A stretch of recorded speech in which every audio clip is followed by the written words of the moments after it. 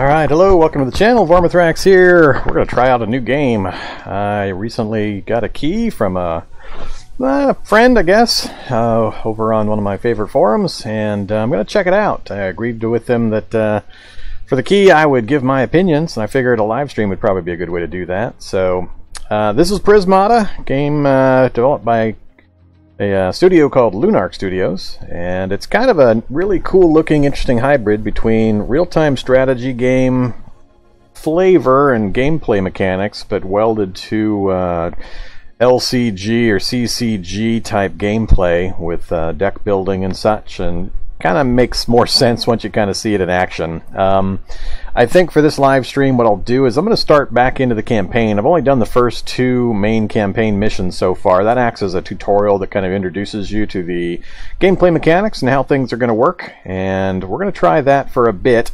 I might bail out of it once I kind of get a good feel for some of the things. I've watched a couple of videos and kind of browsed through the wiki on it, so I've got a fairly good idea, and I'm an old hand at CCGs and such and RTSs, so I think we'll be able to get into the main combat gameplay battle style here pretty quickly. But I want to first go through some of the campaign stuff for both my benefit and for anybody that's new to the game watching the stream, so you can kind of get a feel for what's going on. It's got integrated live streaming information. As you can see, my live stream just popped up on their page there for the live Twitch streams, so we'll see if we can expose some more people to the game, bring them in. Yeah, so let's kind of get started. So we're going to do the campaign, and like I said, I've done the first couple, but I'm going to redo them, and I'm going to speed through them. It does have a storyline, kind of a cartoon, you'll see. But I'm going to speed through that stuff. I'm not all that interested in that part of it. I'm really just mainly interested in the gameplay portions.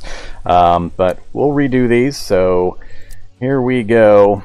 If you're looking for the gameplay stuff, feel free to pick it up and walk through it at your own pace. But otherwise, I think I can... thought there was a way of fast forwarding through this stuff.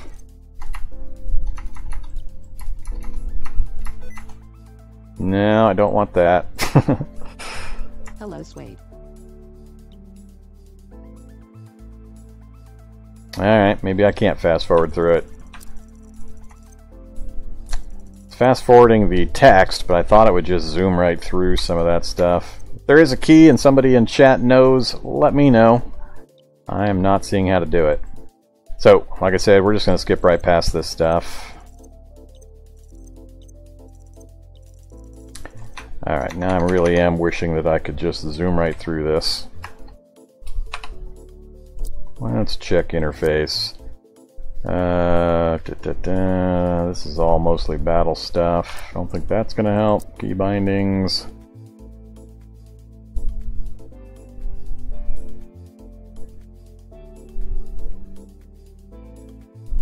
Looks like everything is really just set to the main combat portion. Alright, well, we'll just click our way through it real fast then.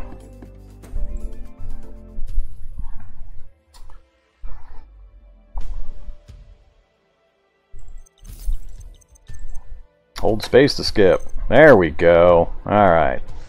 Much better. Okay, so this is the main combat field. Like a lot of CCGs and LCGs, you've got your opponent in the top section, we're in the bottom section, and our assembler unit can create steel splitter units, which it just did. And I'm just going to fast forward through some of this stuff. Now it's our turn again. There's nothing attacking us, so we're just going to assign our damage. We click on our steel splitter, it gives us 1 attack point. Get another steel splitter and assign our damage. Alright, so in this intro, very basic thing, things are looking really simplistic. It is. It's going to get a lot more complicated as things go along, so bear with me here. But start of our next turn, you can see here turn 3, and we're going to activate our assembler, and that's going to give us another steel splitter. They have summoning sickness or pause from when they're first brought out, so I can't use him this round. I'm going to activate these two, which gives me their 1 attack point each, gives me 2 total. They have 0 defense, so we're going to proceed to damage, and I get to pick because I have breach damage, which I'll explain a little bit later. Alright. And once again, assign the damage. Alright, and they're all dead. Space through all this again. Alright, they're going to keep adding game elements to this as we go. Alright, click and drag across the pile so I can swipe basically to activate all of these at once, like so. And I just added 4 to my total attack damage. Activate our assemblers to bring out some more steel splitters, and we're going to click and drag again, and it assigns our damage. So I think we can... Nope, we still can't look at this unit information.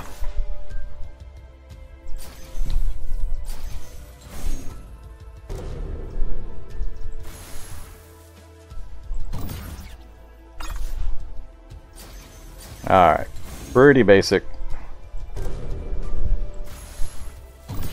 And victory. Fast forward through this again. Alright, so it's getting a little more complex. They still can't attack me, so it's still just me building up attack units and destroying these. They're just teaching me one little thing at a time for each of these combat scenarios. Which I like in that somebody brand new to this style of a game probably does need this kind of really low-level teaching or tutorial. Yeah, tuna fish. I'm skipping the lore. It's... I guess it could be interesting, but it's going to take 2 hours for me to go through all the lore if I do it that way. I'm not sure I'm willing to do that. I've done these first two. I can't bring myself to go through it again, so we're going to skip that portion.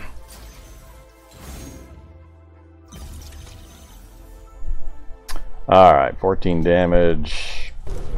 Kill those. End turn. So now we can actually look at unit information. So this is more useful. So we can see things like the name of the unit, what its ability is in the middle, and then how many health it has. As opposed to the steel splitter, which is an attack unit. I click on it to gain 1 attack point. It is a blocker unit, meaning I can assign it to take damage, and it has 3 health before it gets destroyed. And the Odin unit has a special ability. Click to consume a steel splitter to gain 4 damage, which is pretty good. So I'm trading a 1 damage unit to gain 4 damage for my Odin unit. So definitely a worthwhile trade-off there. Alright, so we'll assemble to make 2 steel splitters, activate the Odin, which eats 1 of them, activate those for their damage. We've got 15 points. Let's back that up. Oops, alright, they haven't given me that ability yet apparently. Alright, so we're going to lose 1 of our points. Not a problem.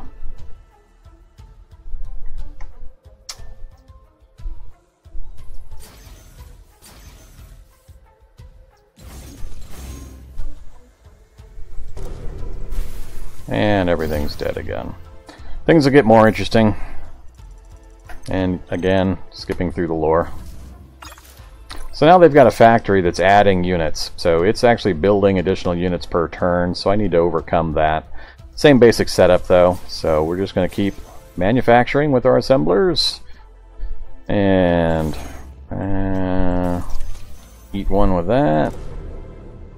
And I can't do enough damage to kill that in 1 round, so it doesn't help me to apply any damage to that. So let's do those and those. We'll keep assembling. Again, damage. So 2 more turns we'll have enough that we'll be able to overcome the 20 hit points and be able to deal damage to kill that. The important thing to know is damage, you have to apply the full amount of damage to finish a unit off. Otherwise the damage just goes away. So if I did 19 to this, it doesn't carry over. 19 isn't enough to kill it, so the additional damage just disappears. There are some units that will have a heart-shaped symbol on them that can be damaged with partial damage that actually ticks down. So we'll see those here in a little bit. But for now, let's go ahead and proceed to damage. And there. Keep building new units. Now we can do 19. And we'll have a leftover point. In this round we should be able to finish off that factory.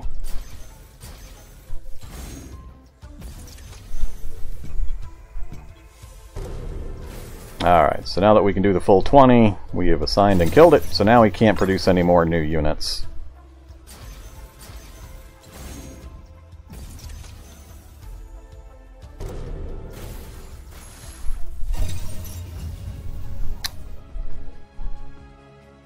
Alright.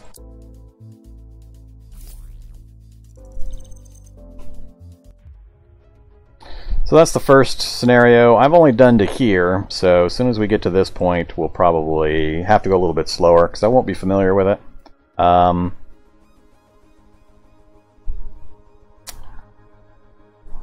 debating... Let's jump out of here for a second. I'm gonna get killed at a battle screen. I'm probably doing it an injustice by just skipping through the campaign, so let me skip out to a battle screen. I'll get my butt handed to me by a bot, and maybe that's a little better for this kind of a demonstration, or for me to figure things out. I think I know just enough to be dangerous to myself, so let's pick a basic bot. Random first player is fine, no time limit because I'm going to be figuring out how to play the game. Standard blueprint set. So the way it works is we're going to have a standard base set of 11 cards, and then 5 random cards from a really large pool of various cards are going to get added in, and then we basically start from there. Both me and my opponent will have access to the same cards, is my understanding. So let's go ahead and hit play on that. And there's the 5 cards are going to be added, basically like wild cards. Alright, skip the timer. He got to go first. Alright, so now we can do a little more explaining without having to worry about kind of corrupting the campaign. So, from what I understand, these are the 5 different resources we've got access to. My understanding, Canuck Tunafish, is that the points and such that you earn are only for cosmetic items. Yes, there will be a shop that you can spend what you've earned in, but it's purely cosmetic. Absolutely nothing has any gameplay functionality or gives any kind of an advantage, and never will.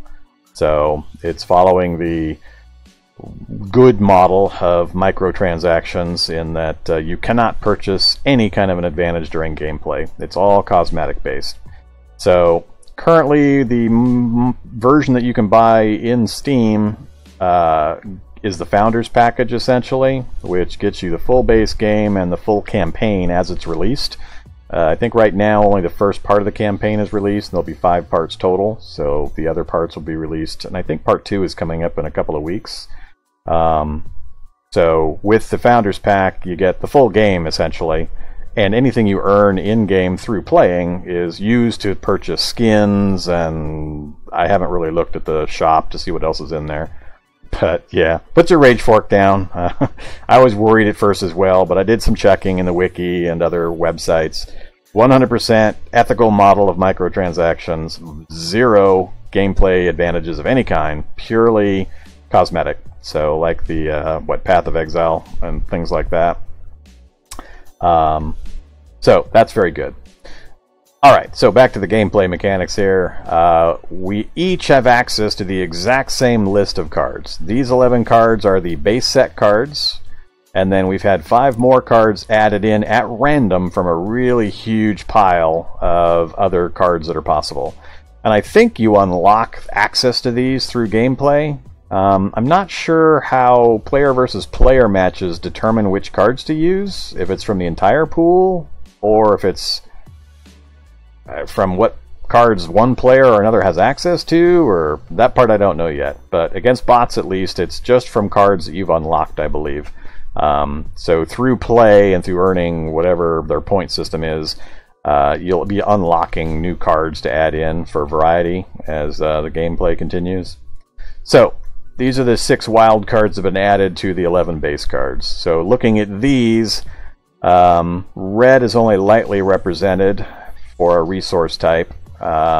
Blue and green seem more represented, so I would probably be aiming more towards the blue side. And from a little bit of research, it seems that red cards generally seem to be more offensive or attack based, blue is more defensive based, and green is more utility and combo type based. So they each have kind of their own leaning or specialty that they go towards, so which ones you pursue, kind of up to you. But we can see over here that there are cards that we've got here that we can purchase in the base set. So here is the green mana, or whatever we want to call it, resource production, blue resource production, and red resource production. So we've got those base buildings that can provide those base resources, and then 2 green cards, 2 blue cards, 2 red cards. So that's the basic set. Engineers provide energy, drones provide gold, and then these 3 provide the other 3 colors. So pretty much that's the full set of resources. Yeah, energy, gold, green, blue, red, and then these are 2 cards each for each of those colors. So base set, and then the wild cards. So basically, we each have... It's kind of like chess, where it's a 100% equivalent start. One player does get chosen to go first. I set it on random. The second player, I believe, gets 1 extra drone to compensate for them not getting to go first. Similar to a lot of games of this type. So, other than that, everything is exactly equal. There's no other advantage in the game. So it's all down to how each player evaluates the cards that are available and how they're going to play their hands out to try to achieve victory. I believe a victory is when all cards from the opposing player have been eliminated. And we'll kind of find that out as we go along. But we start with a set of base cards. He already got his first turn. He purchased 2 additional drones, which seems to be a kind of standard move to build up your early game infrastructure. Gold is used to purchase pretty much everything. You can see over here on the left, the little symbol here is how much gold it takes. So gold is required for every single unit. In addition to gold, some units require additional. So this requires 1 of the, what do they call these? Bohemium, Replicase, and Energy. And that's Gaussite. So another important thing to know is, of these resources, these 2 here are held at the end of your turn, so you can stockpile these as time goes by. These 3, though, are use and lose. So whatever you have generated, if you haven't used it by the end of your turn, it's discarded. So an important factor in how you take advantage and use these. Alright, so, and like I said, in looking at these, I know nothing about these cards. I've only done the first couple of campaign tutorials, so these are all completely new to me. I have no real clue on just which of these might be more efficient, powerful, or even what they do. And there's all sorts of mechanics that these might bring in that I'm not familiar with, so I expect to get roasted because of my total unfamiliarity with some of these cards. One other thing interface-wise, these little hash marks here indicate the total number of these that you're allowed to bring out into play during a match. So you can see engineers, that's what, 5, 10, 15, 20? I can bring out a total of 20 engineers during this match. But the more powerful cards, like the Odin, 1 single Odin. So I'm only allowed to bring out 1 Odin during this particular match. Trying to figure out what this number 3 indicates, or the number 2 indicates. Oh, I think these are hotkeys. So E, D, C, B. Yeah, these must be hotkeys. Alright, so that's what those little hash marks mean, though. So we've got the cost, we've got how many total can be used in a round, and a little hotkey indicator. And I can highlight them to see the details on just what kind of things they provide and they do. So I've got all that understood. This is my current resources available. I've got 2 energy because I've got 2 engineers, and when my turn started, you can see that it indicates in the middle of the box, it says start of turn, gain energy. So we gain 2 energy from those right at the start of the turn. These I have to choose. I can either activate them to gain the 1 gold per, or credit, or whatever they call that unit of currency, or I can use them for their defensive value. Since no attacks are coming in, we're going to select them all for the gold value. So I've got 7 gold and 2 energy to spend, and now you can see the things I can currently afford are lit up or highlighted. And I'm going to follow what he did. I'm just going to buy 2 drones, and that comes pretty close to zeroing out my current resources. It's really important to try to use these every turn because they do not carry over. So I'm just going to follow the same starting move that he did. Nothing else I can do. I have no attack ability at the moment, just got resources. So we're going to end our turn, and we're going to commit. Alright, looks like he pretty much did the same thing. He just bought 2 more new drones, and that's pretty much all. So, I may just keep following his advice here initially. So, we've got all pretty high value cards, so getting a large drone gold supply seems like a pretty wise move. Mahar Rectifier. I need to look at each of these so I can kind of try to figure things out. So, that fragile indication with the heart indicates that unlike some of the other units we saw in the first part of the campaign, these, when they take damage, will actually retain that damage. So if he starts at 5 health and he takes 1 point of damage, it'll show a 4 health remaining. Whereas units that can block that don't have that indication, any additional damage that they take below their damage necessary to kill them just disappears. They're called absorbers. And it's a pretty powerful difference. So like this, it's a blocker, takes 3 health to kill it, but if you don't do 3, if you do either 1 or 2 on that unit, then it heals back up to full at the end of the phase. So, real big distinction between the two, and it's important to understand that, especially when you're applying damage. So, alright, so we've got the Mahar Rectifier, costs 11 gold and 2 of the Gaussite resources. He's fragile. Start of the turn, restore 2 health. Oh, okay, so he can restore health to himself. And you can also click instead of blocking to gain 2 damage. So he's pretty roundabout useful. You've got options with him. The Militia, start of turn, gain 1 damage, so it's like an automated defensive turret, or offensive turret, I mean. You can also click on it, pay 1 damage to gain a gold.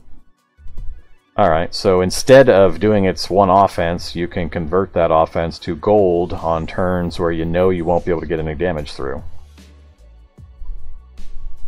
And the Odin unit, when bought, construct 3 steel splitters. Click, consume a steel splitter to gain 4 damage. Alright, so the Odin unit is what we had in the tutorial. He consumes those for ammo, basically, and shoots them. And you basically increase your damage from 1 to 4 at the cost of the steel splitter. The Sinestra, a lot of variable resource types. Gold, it's going to take me forever to remember these names. Gold, Gaussite, and Bohemium. For this guy, 2 health, fragile, start of turn, gain 3. So it's a high damage, 3 damage output, and 2 health. And then the Cauterizer, 11, 1, and 2. When bought, construct 4 engineers. If you click on it, pay 4 energy to gain 2 damage. So he has to use energy in order to gain damage, and that's why you get the engineers. Alright, the engineers could also sub as defensive units instead of paying the cost for his weaponry. Alright, so like I said, I'm not familiar with any of the cards beyond what I've seen in those first 2 tutorials, so learning how to effectively utilize these in combinations is going to be kind of rough. So early game will be fine, but as things progress, things are going to get a little crazy. Alright, so we need to focus on drone production, I think, just like before. So we'll grab that, and we'll go... He actually kept 2 gold instead of buying an engineer with it. He held the gold so that he could afford something a little more expensive next round, probably. So we do want to make sure we use our 2 energy, so we'll go drone like he did. And then we've got 4 points remaining. I could put out a conduit to gain 1 green resource production. But I have to get a second one. No, actually that holds over. So then 2 turns I could be doing a Mahar Rectifier. I do want to differentiate from what he's doing just to experiment and kind of learn the game. So, check in with chat here. You unlock blueprints by playing, and they are used in casual bot games. Okay, that's what I assumed, that they didn't apply to player versus player ranked games. Once you reach level 20, you can play ranked, and okay, so it unlocks all the units once you hit ranked. Cool. So no pay to win of any kind. It's just that pre-level 20, in casual matches, you get what you have unlocked, and then after level 20, you get access to the full set. Makes sense. I like it. Okay, thanks for that info, Cable.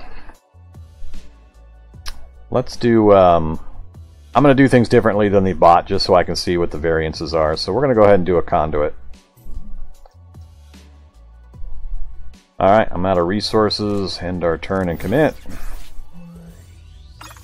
And he brought out a blast forge and brought 2 more drones. I also like that I can point and it tells me right here how many I'm pointing at. So there's 12 cards here, and also you can see from the change in the symbol here every 5. So I know that's 5, 10, 11, 12. Or for a quick reference, I can just point at it to see. And that becomes important as you're starting to see more and more cards and the damage levels and such. Alright, the interface seems really clean. I really like the interface, and the hotkeys and the swipe to do an entire row, and I think there's others that I haven't found yet because I haven't done the full tutorial. But so he went Blast Forge, so he went with the Bohemium resource, so I'm expecting to see probably militias coming out pretty soon. We went with the Conduit, which would let us start to bring things out like the Gauss Cannon for some early damage. Q Arto Harvest drones. Alright, we'll try that. It's so fast to swipe that I haven't got my hand on my keyboard at current, but we'll go ahead and do that. So Q to auto harvest all the drones. So now we've got 11, 1, and 2. Probably a good idea to continue doing 2 drones, and then we'll see what's left. I do have enough for a force field. Or we can keep bringing out new resources. So we've matched his drone production. He matched our conduit. So we're still equal, just he went blue, I went green, essentially. Now I don't really need defense yet, in that he doesn't have any offense, so bringing this out isn't going to be an immediate help.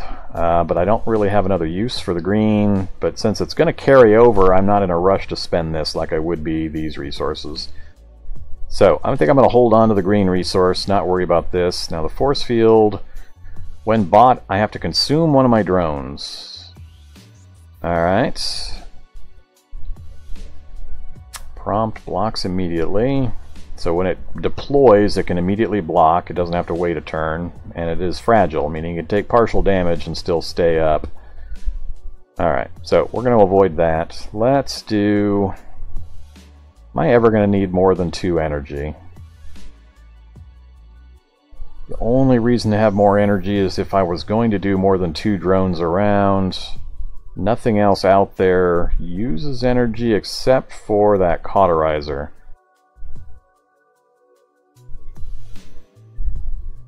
So I don't see a reason to do more engineers unless I was planning on going with extra cauterizers. And when you buy him, they give you the 4 engineers you need to power him for his basic attack. But the cost is much more than the 4 engineers would cost normally, so...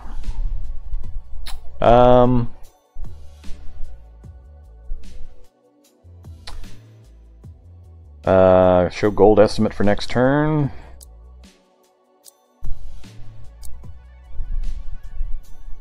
Display an estimate of how much total gold you'll have available for spending next turn, assuming none of your workers are lost. Alright, sounds like a good one to have on by default. Show opponent's unit supply. I'm going to hold off on that one for now.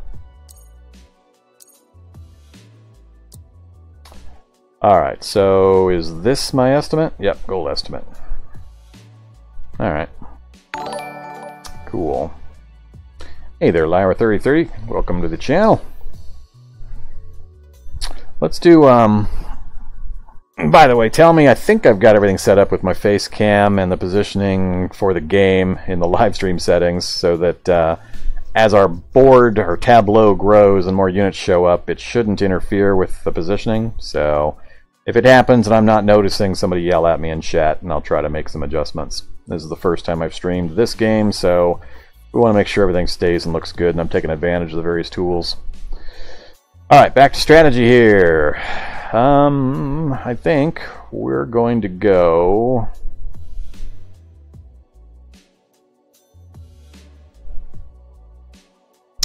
Don't have enough to bring out the red resource. There's no green-blue combos.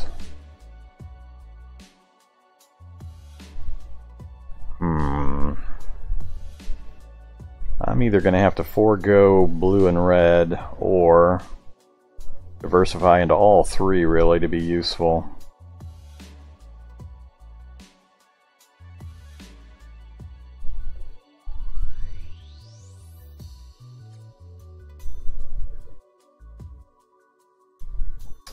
I think I'm going to double down on my green and then later pick up one red, which will get me one Animus, will get me 2 red a turn, which is enough for the Cauterizer and or the Sinestra as needed. So I think I'm going to forego blue. I'm going to go green and red this match just to see how things work out. So let's go with another conduit. That stuff gets saved, so I'll be able to build up a supply, and then as my gold catches up, I'll be able to purchase some of these higher cost cards. And I'll bring out Gauss cannons in the meantime till I reach that level. Alright, so 1 and 1, we're going to hold those. We are done.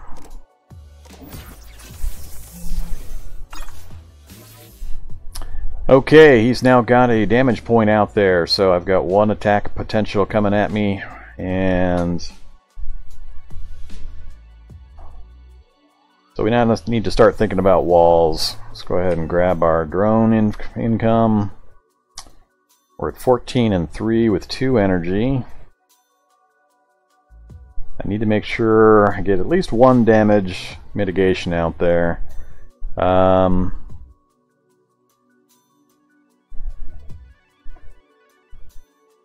If I forego blue entirely, I won't get access to the walls. I'll be only using force fields, which is going to eat my drones. Totally foregoing blue is kind of rough.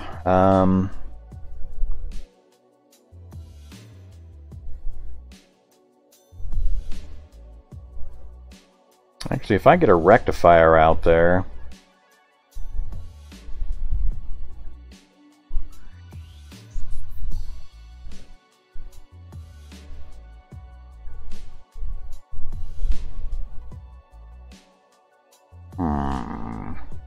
he'll heal more damage than he can inflict.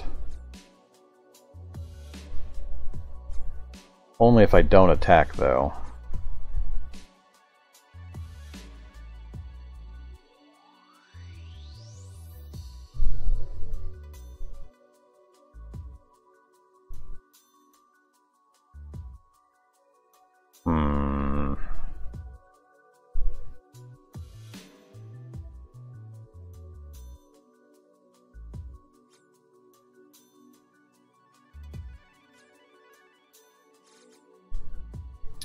Let's do this. Let's get a drone.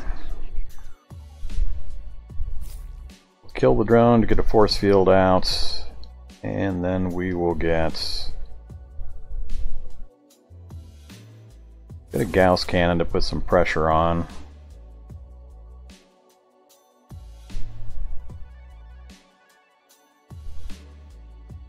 And let's pick up 1 more drone.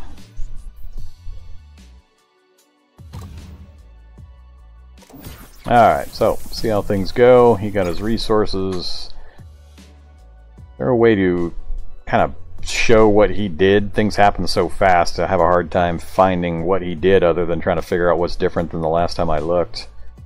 So, this is warning me there's 1 damage coming in. We've got 1 attack point coming in. We have to assign defense now, so I have to point that damage at one of my units.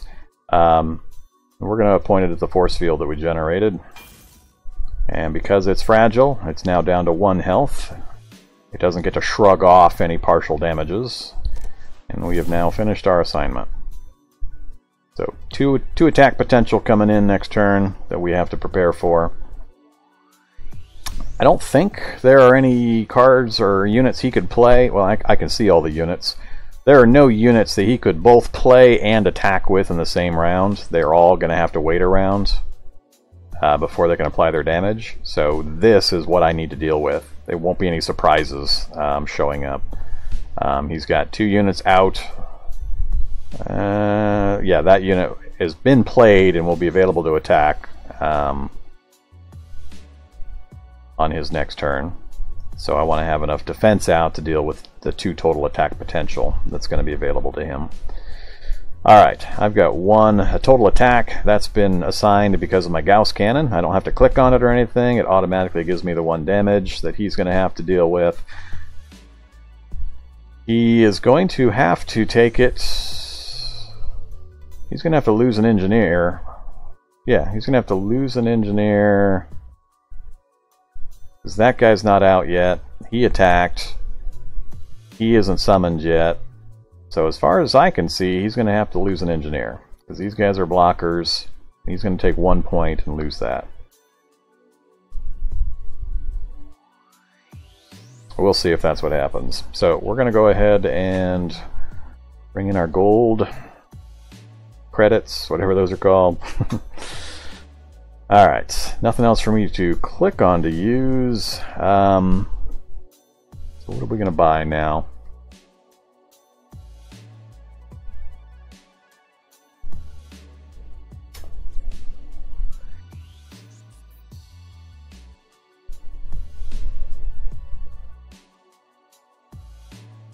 This guy I can either defend with for 2 points for free every round, or I can attack for 2.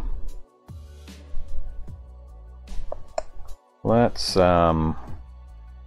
what was I going to do here? Or do I invest now in the Animus to get my red resource, and then start looking at these Sinestras?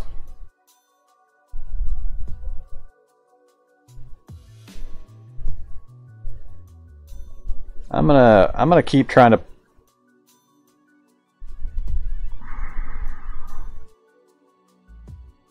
Let's go ahead and do that.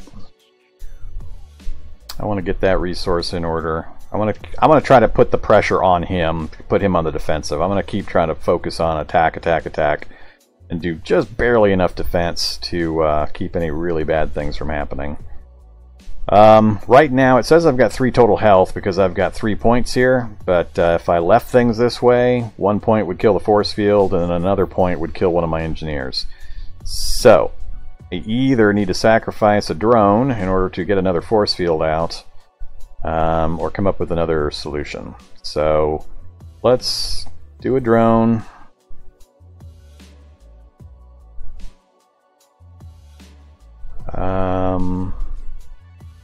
Do a force field.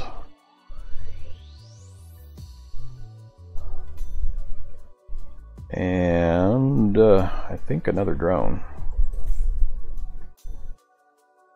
So that's going to secure my 2 green, 2 red around. 1 more green would let me do a Sinestra every round.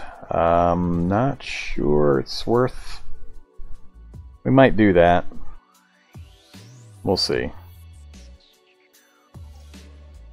Alright, but we've used our perishable resources. These will conserve. So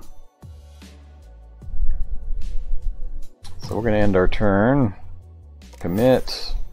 He's going to assign the damage, and like I thought, he lost an engineer. Alright, now he's got stuff out I got to be careful of. Tarsier is going to come out, but it's got a 2-round build time, so it'll be 2 rounds, so I need to be prepared for when that thing lands. He's got a Rhino out. I've got to assign damage first. Alright, so 2 damage. There's no way I can split this without losing something, so I might as well just lose a force field. Alright, so 4 damage potential coming in next round. That's 1, 2, 3... where's the 4th coming from? That won't be available. Is it because there's 2? It's because there's 2 of these, so that guy will be ready next round. Alright.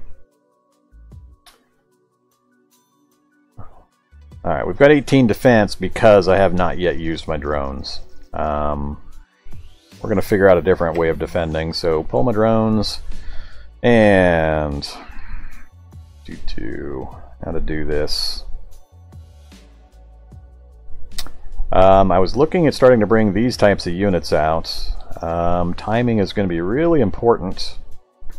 Now that I've got red, I can also look at bringing out these types just like he's done. But I think I'm going to keep my focus. This guy's got variability in that he can go offense or defense because he can heal. Versus this being pure offense, 3 damage around, which is going to be much harder for him to deal with. He's got 3 total health, total defense available. And that's 2 from him and 1 from him. Because these guys, these don't have a block. Only the shield indicators are block indicators, and he's already used him for an attack. So, if I hit him with 3 points, he'd end up losing both of these units, essentially.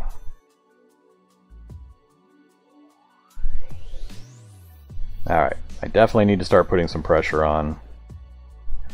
So this message, they could breach my defenses, means that the 4 damage that is going to be incoming, I only have 3 defenses. Once he eliminates these 3, he then gets to pick where damage goes, so he can put it wherever he wants, and he'll do it to the maximum effect. So it's very, very important, I've learned or understand from watching information, to avoid allowing them to breach. And the whole goal is to get my breach to occur so I can pick exactly where the damage goes. So towards that end, I need to get a little more defense up, and then I need to try to get a little more offense to overcome his passive defenses. So that's the trick, how to do both with what we've got available. If I go with force field again, it's only 2 protection. But if I... So let's try drone, force field, force field. I'd have to do 1 more drone to make it a null change, or I'm thinking of bringing the Mayhar out. That way I've got options whether to attack or defend. At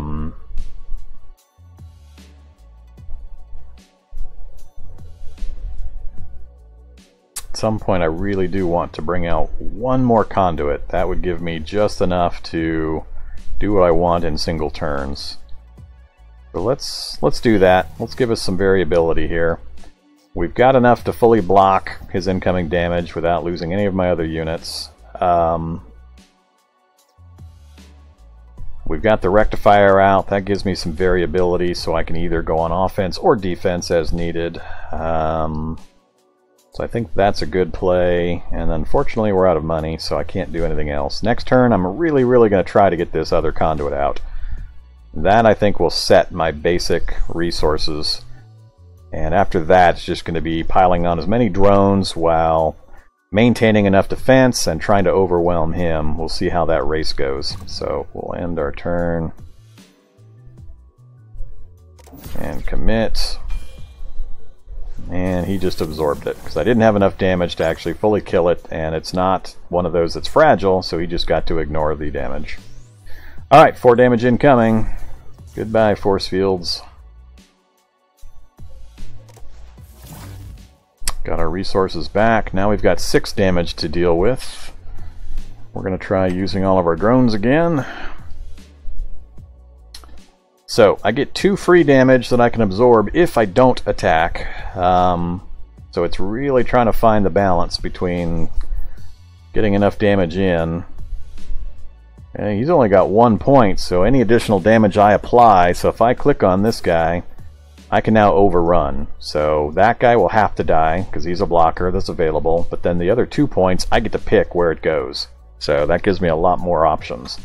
I could get rid of his Animus, for example, and he would no longer have access to the red resource unless he bought another one. And that's 6 gold, so that'd be a 6 gold hit if we did that.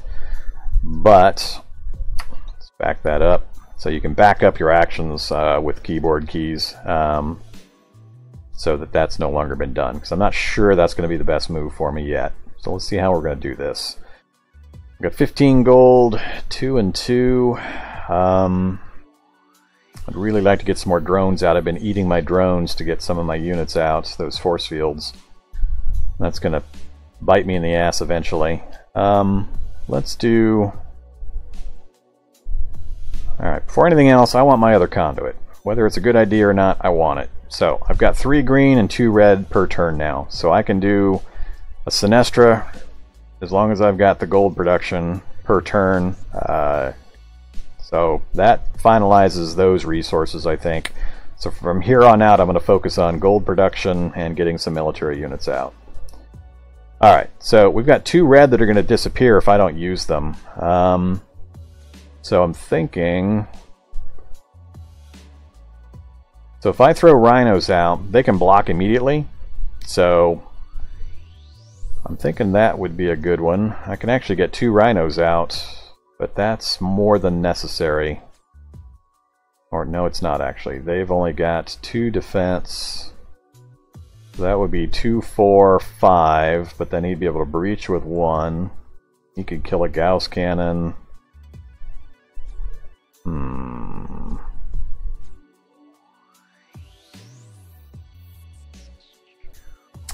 I don't have the blue for the cauterizer, or any blue, so that's not available.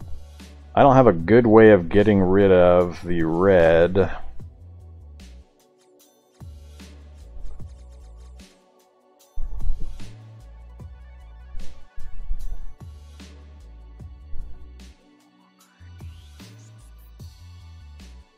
And if I did this, I wouldn't be able to get... Actually, I would be able to get a force field out. So let's do this. Let's do 2 rhinos and a force field. Unfortunately, it does drop my drone count again, so I'm only going to get 13 gold next round.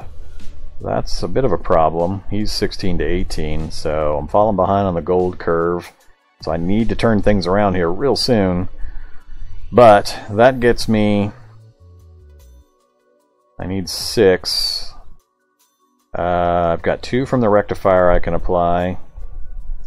So I've got 6 just from those 3 right there, or I can sacrifice here, so I could put 3 and 3. That would put him down 1 total, but if he don't get hit again, he'll heal it up, so I think that's what I'll probably do. It'll be interesting to see how it lets me assign the damage out, but I think that's the best move. So I got my conduits, got my Animus. That'll retain the rhinos, so I can alternate between attack value or defense again. Alright, we're going to go on the attack here at some point. We've spent everything we can spend. I didn't get a chance to spend my energy, but we had other things, so...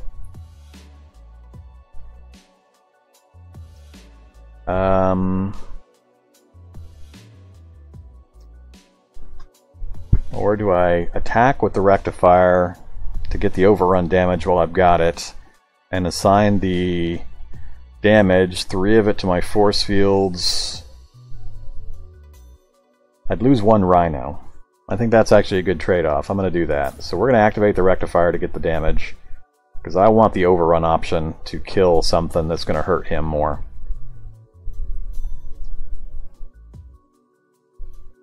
Probably close to a wash, what I lose versus what I'm going to gain by killing his stuff, but I want to do it that way anyway. Alright, overrun, so the engineer's dead. Now I have 2 more points, and because it's breach, I get to assign it. So, I could kill the Animus, take out the Tarsier, and a drone. Kill 2 drones. A lot of combos here. I think efficiency-wise, the Animus is going to be the best target.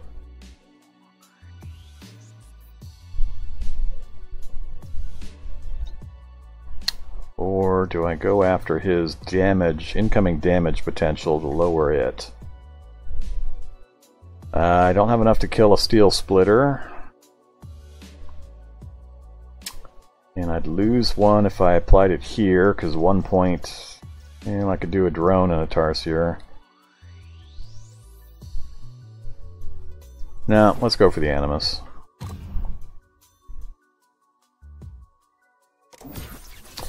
Alright, a lot of stuff happening as people build up their resources. Stuff starts happening fast.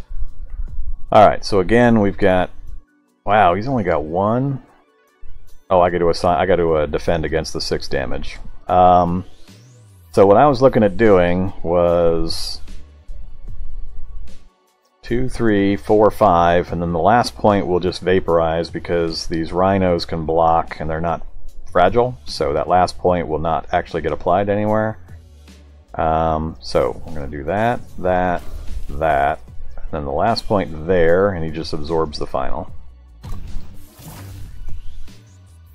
Alright, so he is not putting out much defense. If I can manage to ever get some attack value out, we can actually do quite a bit of damage, so that's what I was hoping to get. Now that we've got... Oof, gold is going to be the problem, so I need to try to get some more drones out, but if I do that, then I can't afford any of these. Ah, the balance. Let's do...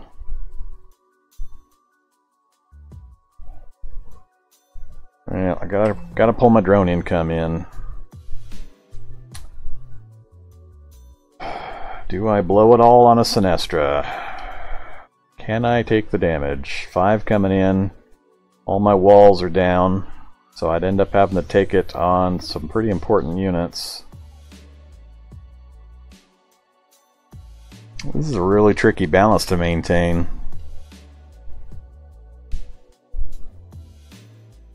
Can't seem to get enough defense to deal with what he's inflicting and allow me to get offensive units built to overcome him. And I'm really feeling the burn in the gold differential now. Those force fields they're painful for what they do. How to deal with this?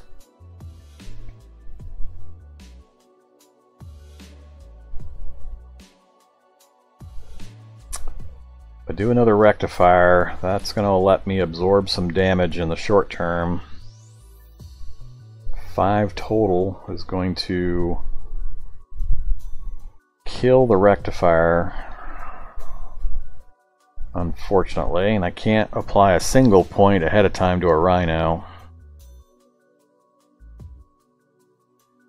So I'm going to need to sacrifice something. So if we undo that, just to toss a sacrificial drone into the defense, gets the damage down to 4, throw that onto the rectifier. I think that's what I'm going to do. So we're going to sacrifice a drone. That'll get the total damage to 4. I can apply 4 to the rectifier. He can take that. That'll drop him to 1. And then as long as I don't use him again that way, he'll heal up 2 each turn. So in 2 turns, we'll be back up to full strength. So I could alternate rectifiers, basically, to take the hits. I think that's going to be the most effective use of my current resources. And that lets me go on the attack with the rhino. But I'm going to need to not attack with the rectifier if I do that. So it'll burn my whole turn to do that. Then I'll have 2 red I haven't used.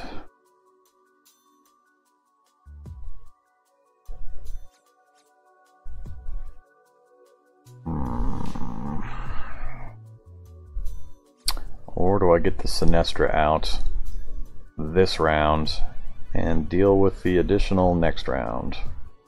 I think we're going to do that. I desperately need to get some damage out. So somewhat inefficient because we're going to lose some resources here, but I got to get ahead of the damage curve. I've got to put more pressure on him, and I can use this trick this turn to block the damage. So we're going to activate the Rhino to get 1 additional point of damage, and that's pretty much it. I need to save these 2 for the blocking. So kills the 1, and I've got 1 more point I get to assign. Really, that's either a drone or the Tarsier. I need to take the pressure off, so we're going to get rid of the Tarsier.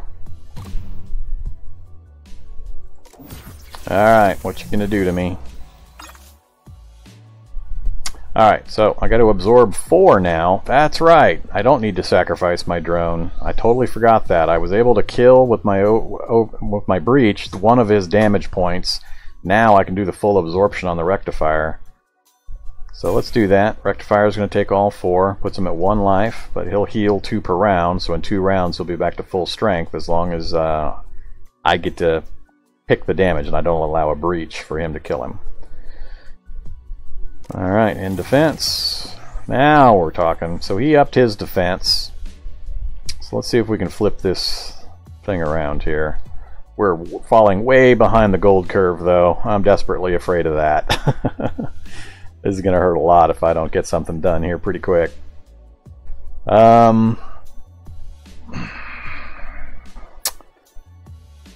Alright, 5 damage coming in. I don't have a Rectifier. He healed 2, which is great. So again, I can put 2 on him.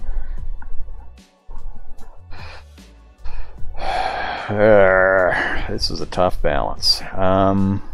We are not going to overrun for nearly enough damage. We're going to activate the Rhino. That gets me 2 overrun. I may have to start going after his drones. I gotta cut down on this gold differential. So I'll cut down on the drones.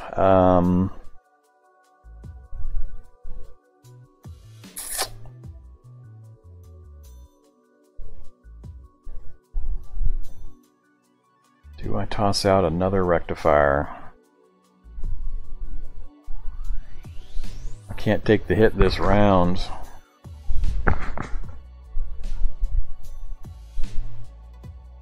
I also can't afford these drones. I think we're going to have to go... Whoops. Oh, that's right. Grab that. Let's try drone, force field, and...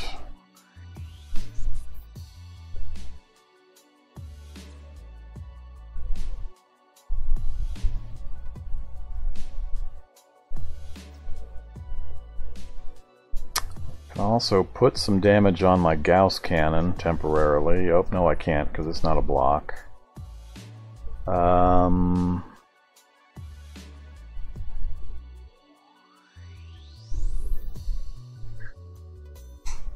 That gets me 2 from the Rectifier, 2 from the force field, and 1 I can put on the Rhino if I don't assign him to block.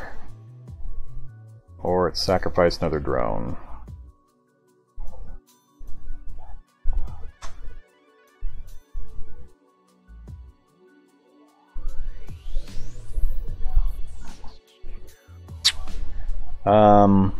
Or I can toss out a sacrifice engineer for 2 gold.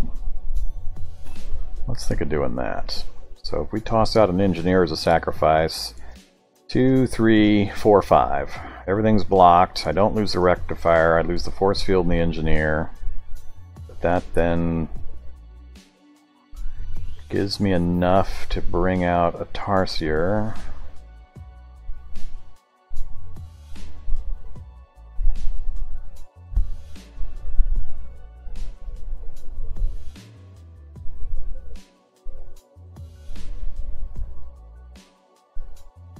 Or I save the gold and let it carry over.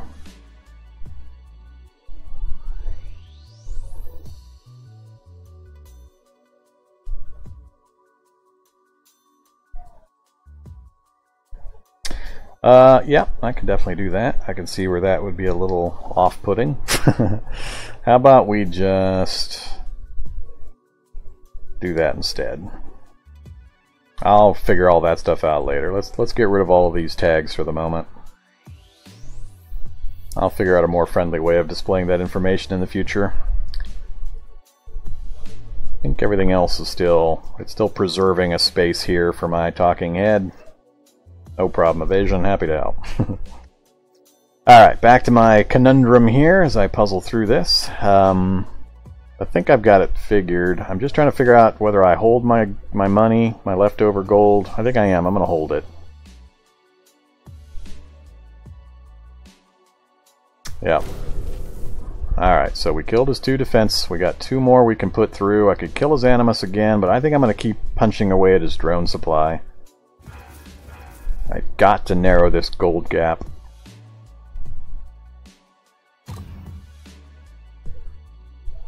Alright, let's do it. Alright, so my 5 defense. Force field is going. 3 more. 1 on an engineer, 2 on the rectifier. Alright, we're still up. Ooh, 8 damage coming in now. Now it's getting ugly.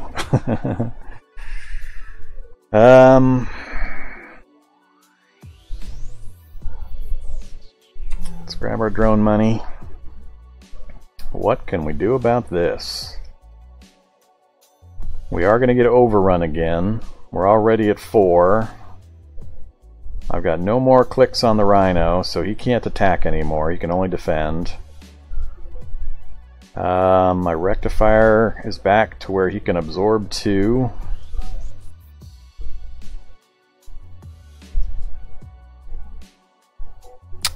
Alright, how do I manage the defense versus getting some offense? My Sinestra and the Gauss are providing 4 damage without any other activity. I can do 2 more, that'll get me up to 6 if I don't use the rectifier for defense. But in order to do that, I am going to have to get some defense out some other way.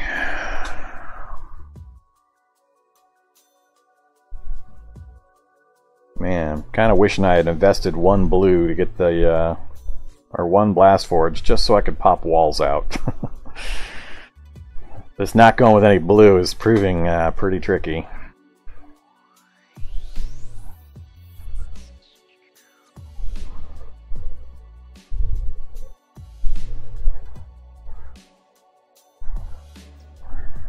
I can't go with the rectifier because he's not going to be able to block the round he comes out.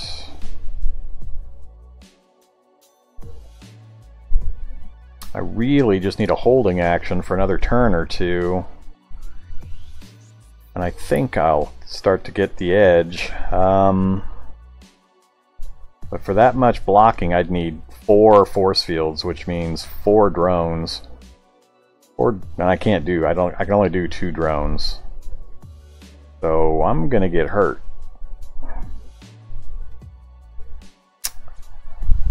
I am gonna get hurt.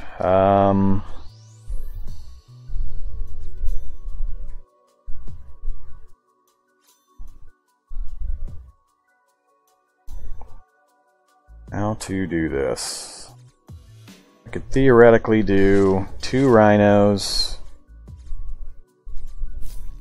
2 force fields. So that would be 2, 4, 6, 8.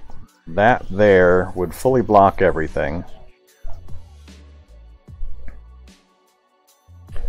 Cut down on my gold supply again. I could bring in 2 drones. Oh crap, that's right. I forgot about the total list here. That's the other reason that you can't rely on force fields, because they're eating my drone supply really, really quickly. So I need to finish this before I run out of drones.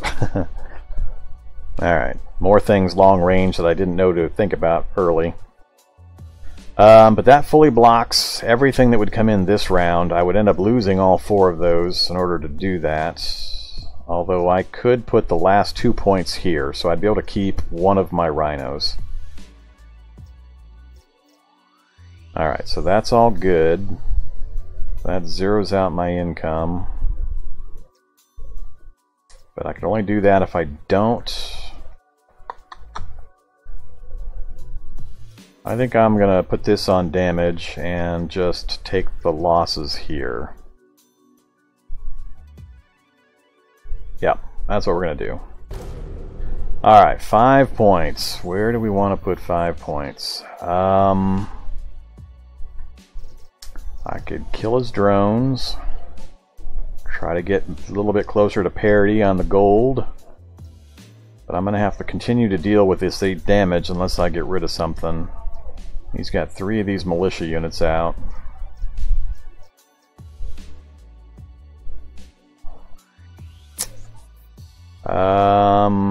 It would take all 5 points to kill the rectifier.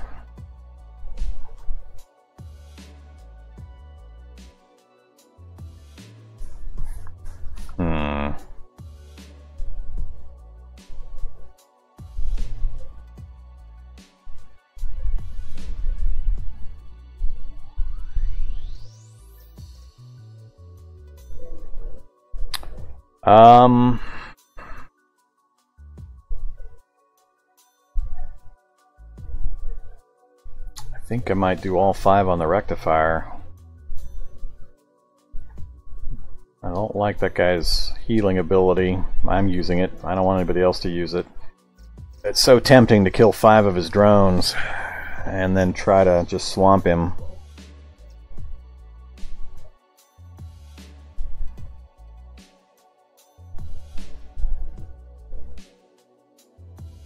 I just can't afford this drone battle. I cannot afford to keep throwing force fields out, and I can only do 2. Erg. I'm so not sure on the timing of this.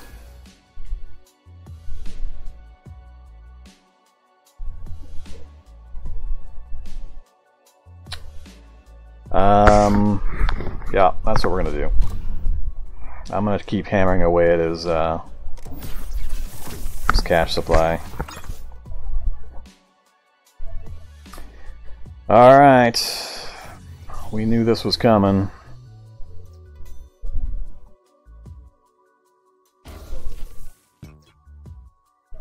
Oh, that's right, I can't use him there. Arg, 10 damage coming in. I think I'm gonna lose the war here. He's gonna get me before I get him. He's got 0 protection, so if we can load this up... I just have not been able to get enough damage out. I thought I would be able to get more damage out and swamp him, but it just hasn't happened.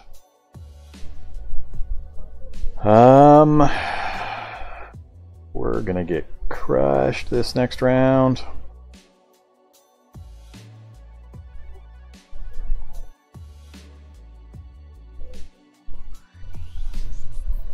I could do 7 if I activate both of these, which would leave me defenseless to the 10 incoming, unless, not counting whatever I spend my drone money on. But if I have 7, I can remove... It'd take 5 to kill that. That would knock it down to 8. And I don't have enough to kill a steel spitter. I could take out a militia and a cauterizer. That's 3 points. We get it down to 7. No matter what, though, I'm going to get hammered pretty good.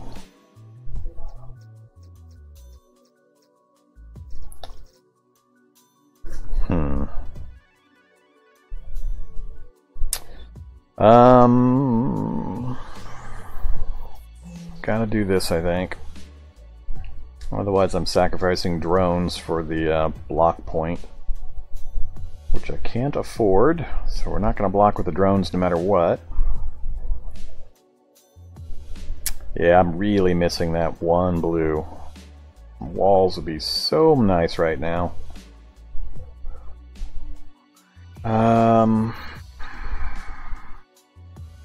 I gotta keep the rectifier for the 5 damage prevention, so I can't afford to use him for the attack value. So that would be 4 if I plan to keep him. 2 more if I don't use the Rhino for its attack point. So that's 6. So I need to block or remove 4. I can do 4 points of damage. 4 is not enough to kill the rectifier, but it is enough to kill the cauterizer, which isn't even out yet. Never mind, he's not even counted in the damage amounts. So let's assume I do that.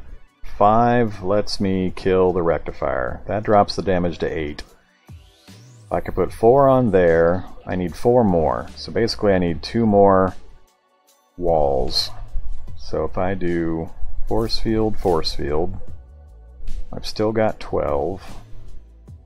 If I bring out a Sinestra, I think I will overwhelm them at that point.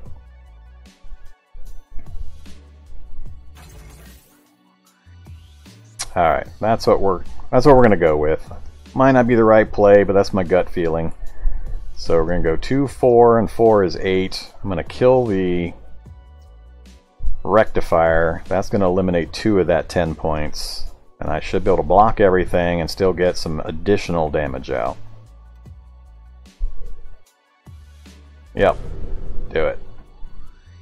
Alright, well, we gotta kill the rectifier. I'd love to kill something else, but I gotta drop that number.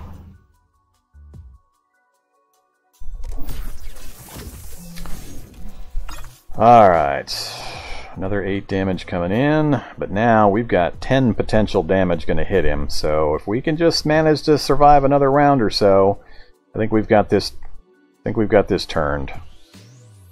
Alright, gotta take my 8, so 2, 4, and 4 in defense. Grab my money.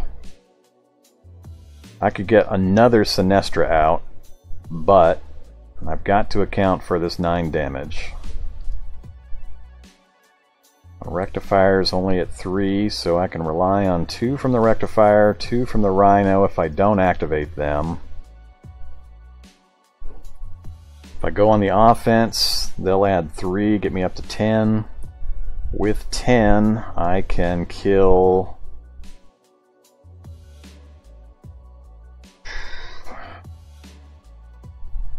1, 2, 3, 4 points of that. If I kill the militia, the cauterizer, and a steel splitter.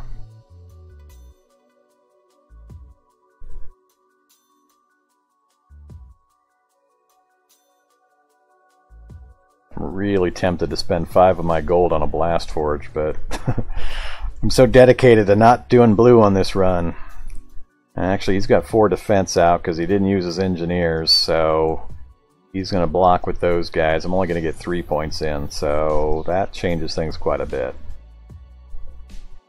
So currently I could kill a cauterizer. That's going to drop that to 7.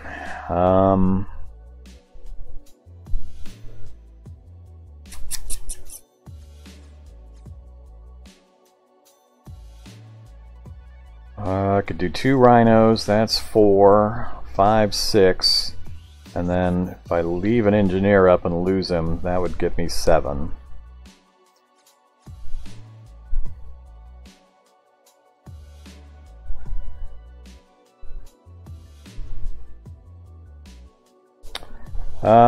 Let's do...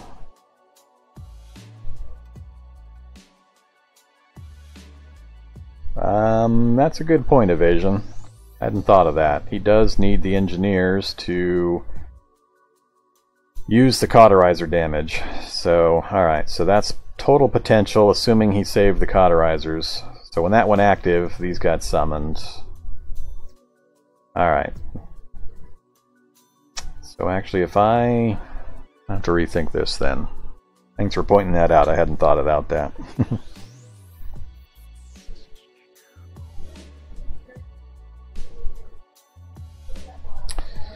I'm really committed to my no blue strategy on this one. I think I've just about got this thing turned around. I just got to get through this next turn or so. I really want to put the pressure on.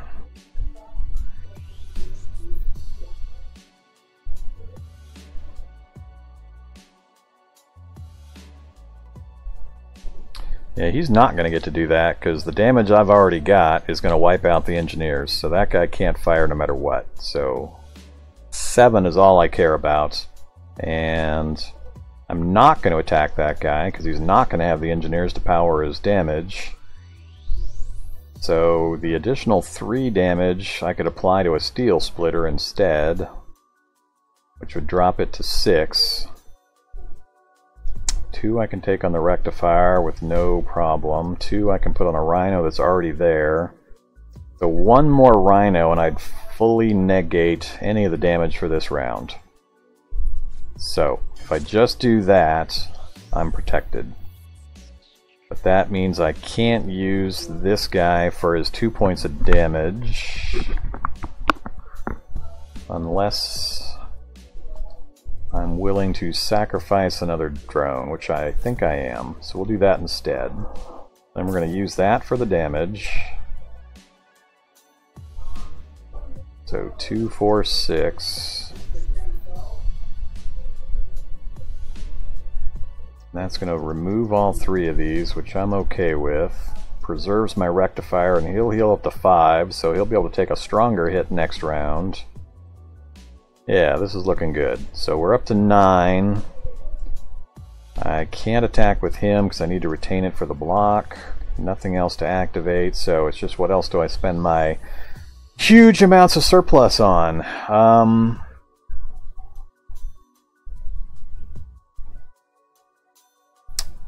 I refuse to buy a blast forge, so it's either going to be a Gauss cannon to put a little more pressure on, or a rhino, another rhino to give me that little bit more option for either damage or block next round. Or I can do double drone. Let's do double drone. Yes, I'm glad you're reminding me.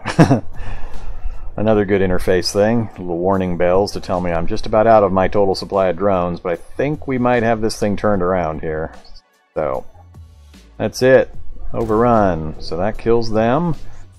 5 points I am going to put on... Gotta put one on the steel splitter. He can't afford that, so that puts him down to...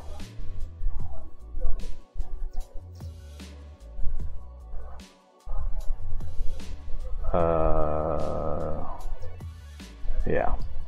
Alright, 2 more damage. Doesn't help to put it on either of those, so it's going to be 2 drones. Keep putting the squeeze on.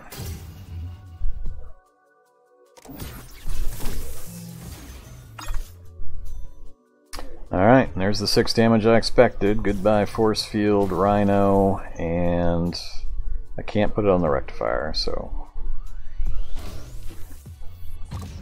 Alright. So close, but the damage keeps increasing! But again, that's fake, because he can't pay for it. Is that not counted? So 1, 2, 3, 4 automatic. That's not out yet. 5, 6, 7, 8, 9. So yeah, it must count all of them. So that's not there, so it's actually 7.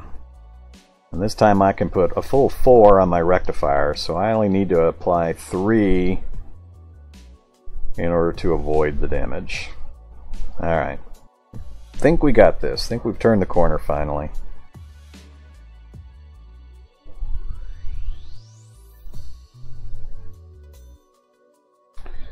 Alright, so we're going to pull our cash in. How are we going to do this? Alright,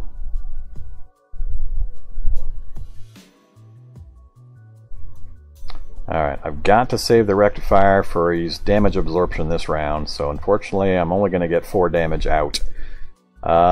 With that 4, I can either kill another steel splitter and a drone, or I can leave the steel splitter and kill 4 drones.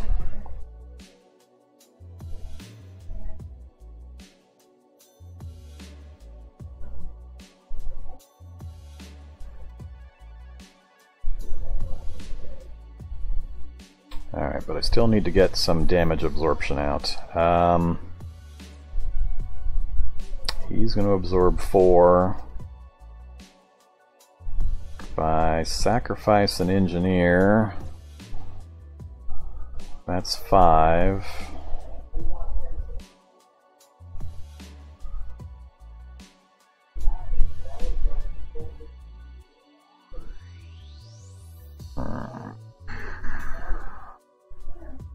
Got to stop sacrificing drones. So, to prevent that, I think we might switch to engineer production. I would love to get one more Sinestra out. But that means I wouldn't be able to block everything. So I can't afford it.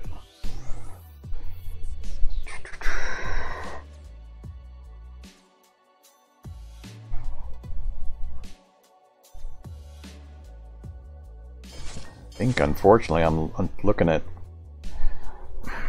It doesn't seem like I'm gaining as much as I thought I was. Because it's taken all my income just to keep the block up. So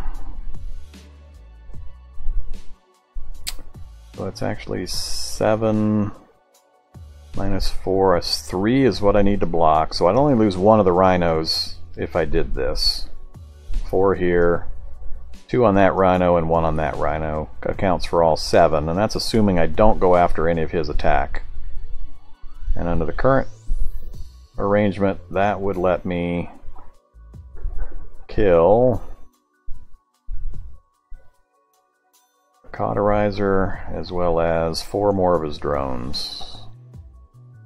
I think I'm going to keep that up. So I do have enough to do... Let's get one more drone out. Alright, amount of cash. So, Cauterizer died, great, that's no longer an issue, and I think I am going to leave his damage available up, and I'm going to just keep focusing on his income. I think I've got him just about strangled.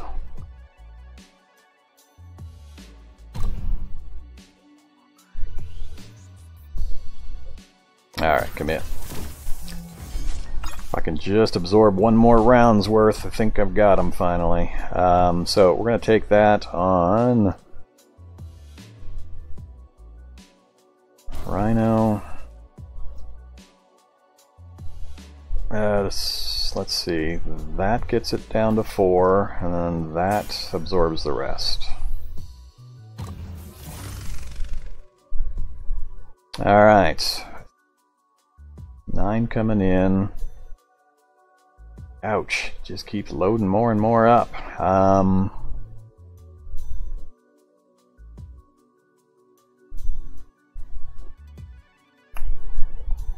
But we're going to kill the Rhino. That still leaves 4, 5, 6, 7, 8, and then the Tarsier is going to be available as well. But I am going to kill the Rhino, gets it to 8, kill the Tarsier, gets it to 7.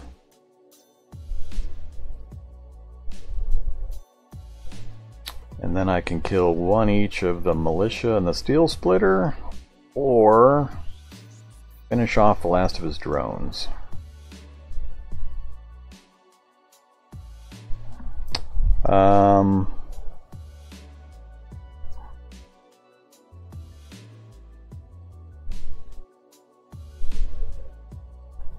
Grab all that.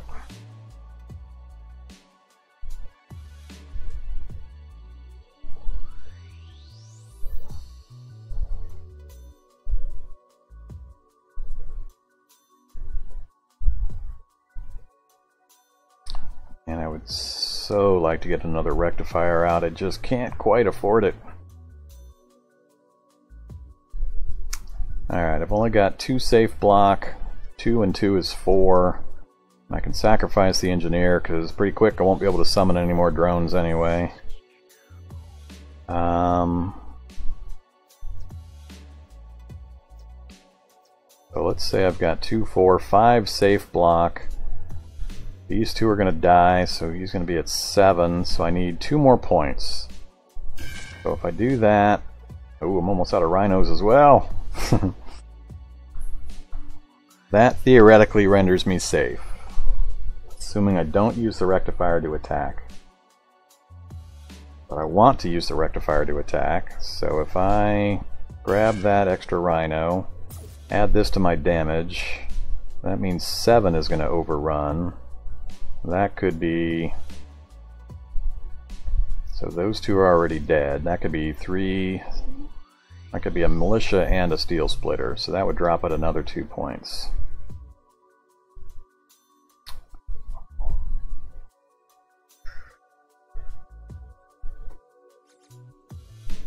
Let's do it.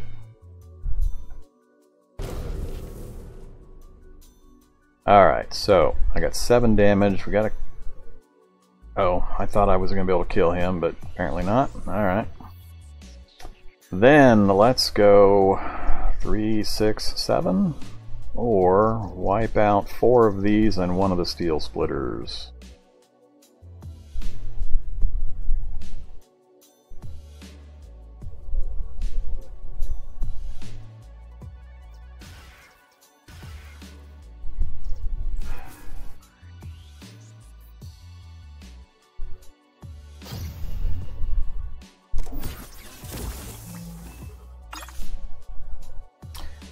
Alright, 6 damage. 2, 4, and then 2. Yeah, 2, 4, and 2. Whoops, oh crap, I forgot I attacked with him. But I can put 1 on the engineer, and then I got 1 more drone left I can summon. So it's either lose the rhino or lose the engineer.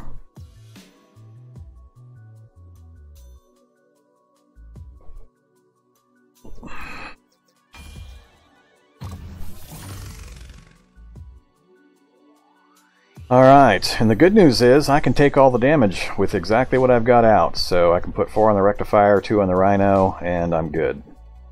Got 1 more rhino I can summon, and then things are bad. But I think I've got him done, so we're going to inflict 7. It's going to take us some time to chunk through all his attack cards. But I think we've just about got him. If I can hold on just a little bit longer. Alright, so how are we going to do this? Grab all of our drone income. 16.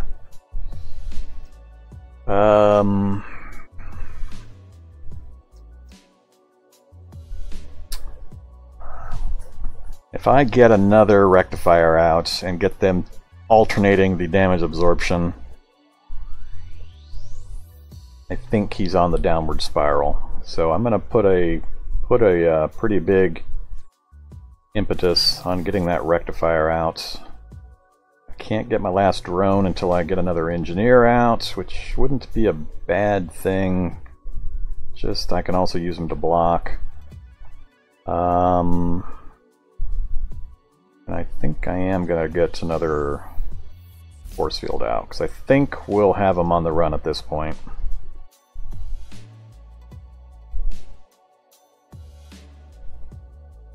Yep, let's go to damage phase.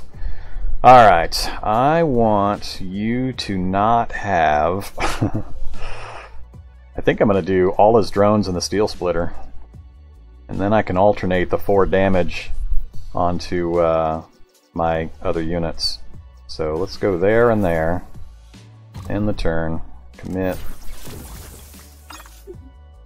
5 damage. I think I am going to put... Oh, I was... Darn it. I forgot. Can't do that one. Darn it. I'm gonna lose something. I could have avoided that. I'd rather have the rhino with its alternate options, so it's gonna be there and there.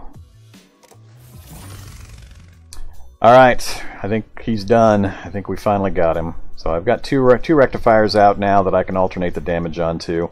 We'll just summon a couple of engineers to make sure I can pull a point off here and there to keep them below their minimum or their maximums. And I think it's over. Okay, we're definitely going to pull in our drone income. We're looking good. He's got no drone income, so he is now starved. We've got 5 damage overflowing already. Only 5 to account for, so if I sacrifice 1 engineer to get it to a 4, that guy can absorb the entire amount. So you're going to attack, you're going to attack. That gets us up to +8. Let's spend money on... I don't see a reason to spend it on anything but Sinestra at this point. I think I'll be able to take all of his damage, so let's do that. Let's grab our last drone, and let's go ahead and buy a force field with it, just in case. Alright, we've got 8 damage. Let's kill 2 of his militias and end the turn. Yeah, we finally turned the corner. Alright, 3 damage coming in. Let's put it on the rectifier there. And defense. And, yep, he's officially done. Claim victory. Your computer opponent has conceded. Click here to end the game. I'm going to go ahead and pick that. It's obvious that it's over. It'd just be time wasted, so... Claim victory! It worked! We managed it without any blue! Now I have a much better understanding of the power of that rectifier unit. That thing is really awesome for that healing ability it has to absorb damage and then get right back up. I wish I had gotten the second one out a little earlier. I think I could have absorbed a whole lot more damage if I had prioritized that. I had some other things I was doing. Alright, so we unlocked the energy matrix. Alright, 8 gold or credits and 2 of the metal. It has a block immediately option and it's got 5 health, so it takes 5 to destroy it. Alright, so it's like an energy wall. Cool. I have defeated basic bots. Stats, build orders and combat statistics. Browse through a turn-by-turn replay. Explore the position by playing both sides. And a replay code. Huh. Well, that's pretty cool.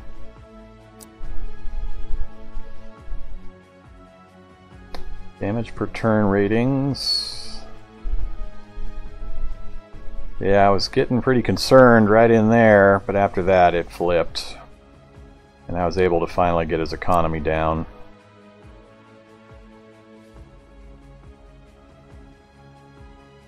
Alright, I like this kind of functionality. This is really cool.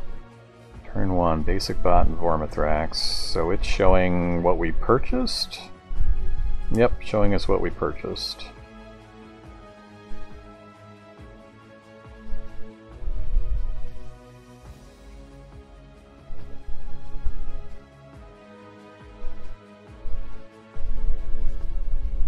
I wonder, is this resources we started with and items we purchased? I think that's what it's showing me here. Alright, that's really cool. I don't want to see a replay right now. Turn to lobby. Alright, well there's a basic play. I'm going to continue playing, so let's pick another one here. Campaign has a new button on it. I'm not sure why.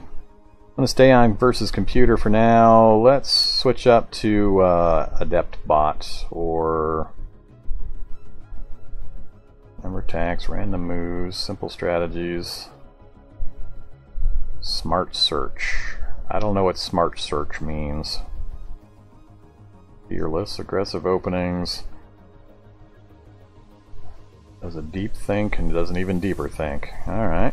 Let's switch to Expert Bot. Actually, no, he didn't have much defense. I'm going to go in order. We'll go basic, now we're going to go to adept. Alright, random's fine still, no time limit, basic setup's fine. Alright, here we go. Let's play another match. Alright, different set of random cards. Yeah. Skip this part. So we got the first turn this time. Alright, so I need to look at these. I'm not familiar with the cards. Gauss Charge, start of your turn, gain 1 damage and sacrifice Gauss Charge. Alright. So 1 gold and 1 Gaussite. and you can do a damage. Militia, start of your turn, or start of the turn, so it's an offensive turret, gaining damage. You can click to pay the damage to gain 1 gold. Alright, so you can alternate. Plasma fire, a blocker, 12 credits, 3 Gaussite, and a Bohemium. 4 health, click consume a drone to gain 4 damage. Alright, so that's another drone eater like the force field. But if you get that thing out, that adds a lot of damage for the expense of your drones. Cauterizer again, that one we recognize. I didn't go for that one, but he did. And Centurion, 18. 18, 2, 2, and 1. Youch! 6 health, and he's an absorber, so not fragile, meaning as long as he doesn't take 6 total points in one shot, he sticks around. And he has blocks immediately when he's played. Start of the turn, gains... Alright, so he's got 2 damage, 6 health, blocks immediately. Very powerful, very expensive. Alright.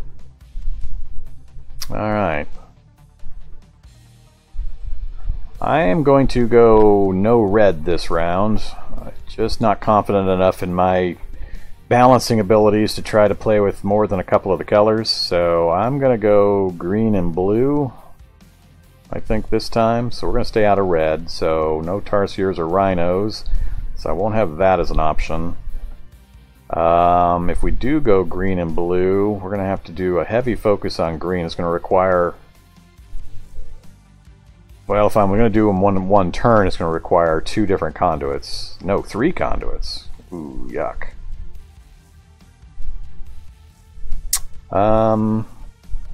That's too many.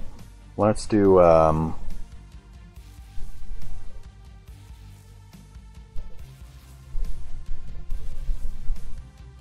Blast Forge is 1. That's 1 as well, but the Animus is 2.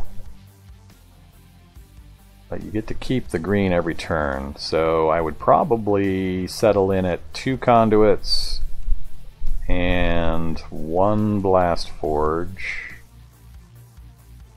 In order to do the Centurion, which I'm going to skip because he's going to require a red, so yeah, we're not going to go there. So yeah, I think I'll probably settle at 2 conduits and 1 Blast Forge.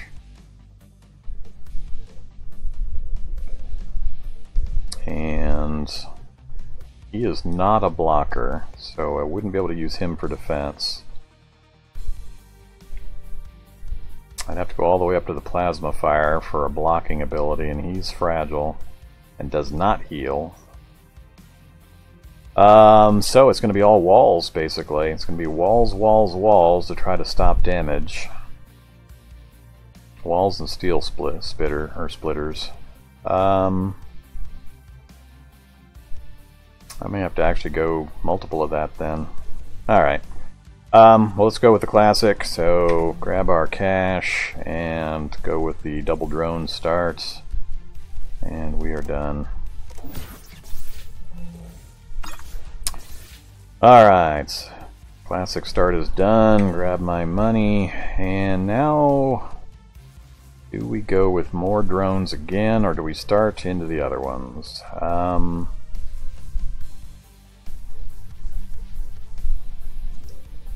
I think I'm going to do the double drone again. And do I need another engineer? I don't think I do. None of these require additional energy. I'm not going for those 2.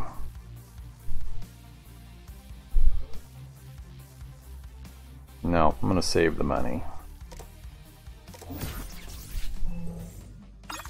Alright, so he went the conduit route. Grab my money again, and we're up to 12.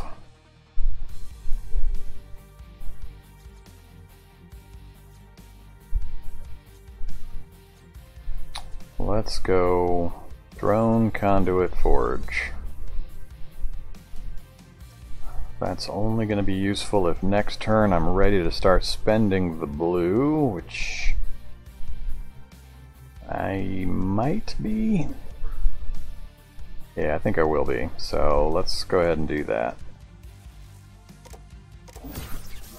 Try to play this one a little faster, so if anybody has questions, if any of my viewers are watching that haven't seen this game, feel free to ask in chat. There's other folks, I think, from the game that are familiar with it. I'd be happy to answer your questions if I don't happen to know the answer. But I'll re-explain things if I need to, interface-wise, and what's going on as we get new people joining in. Alright, so he got the Gauss cannon out, so we do have some pressure now that we're going to need to block. Not surprising. Let's get our money. I'm going to try to avoid force fields, I think, this turn, or this time out. So we may just go with the wall. That will suffice for the next few turns of defense. So if I go wall... Oh, that's right, I only have one blue. I was hoping to do wall and militia, but I don't have the money, or the Bohemian. But I could go with the Gauss cannon. Let's do that. Let's get the wall and the Gauss cannon up. I think that's a good mix.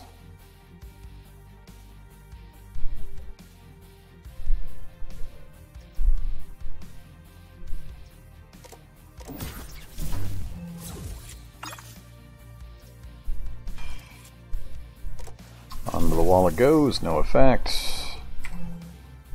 Alright, gee, 2 Gauss cannons. So he's still only on the single color. He's going with the colorless Gauss cannons. No, actually, I'm sorry, it does have the Gaussite. Alright, so now that we've got that, I do have the militia option to burn my blue if I don't need it for something else. And I can throw out the Gauss charges when I have spare. Alright, I think I was looking at doing a second conduit. I can still absorb the damage on the wall, so I don't need to worry about that yet. Next turn he'll probably get another one out and I'll have to start figuring out some other defenses.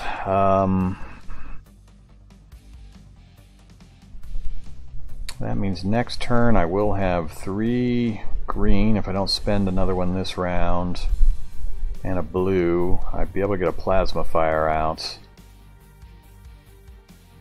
which I think I'm going to go for. I'm going to try to put a hurt on his income just as quick as I can, even at the expense of my own drones. Because I can kill 4 of his drones for 1 of mine if I can breach, which is an awesome trade-off. So that's what I'm going to aim for. So I don't want to spend another green. I'll get the blue back, so I do have a blue available. I'm going to have 18 gold estimate next turn. That's including the 7 I'm holding, I'm assuming. So I have 11 here. Yeah, so if I don't spend anything, I've got that available. I want to make sure I have 12, which, as long as I have 1 left, I will.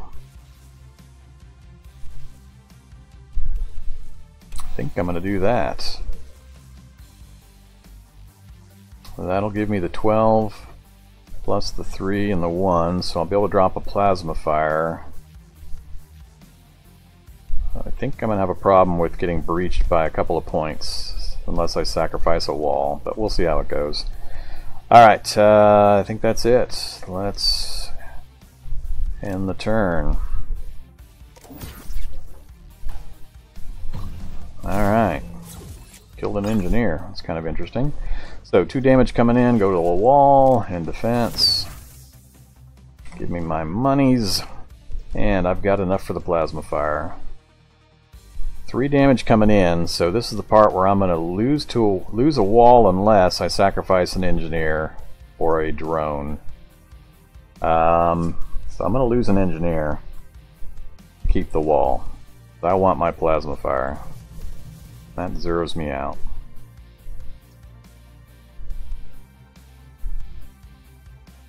Yep.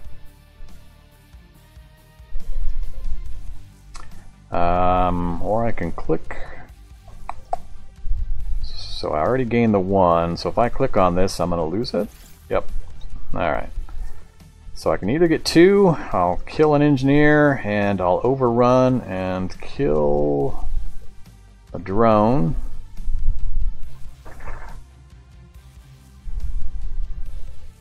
Or I can get the single point. Nope, not worth it. We're going to keep the point of damage. So go ahead and overrun, kills the engineer, kill a drone, end turn. Alright, this one's definitely going to run a little faster. Okay, he's got the force field in the wall up this time. 3 damage coming in. We're going to sacrifice an engineer, put the rest on the wall.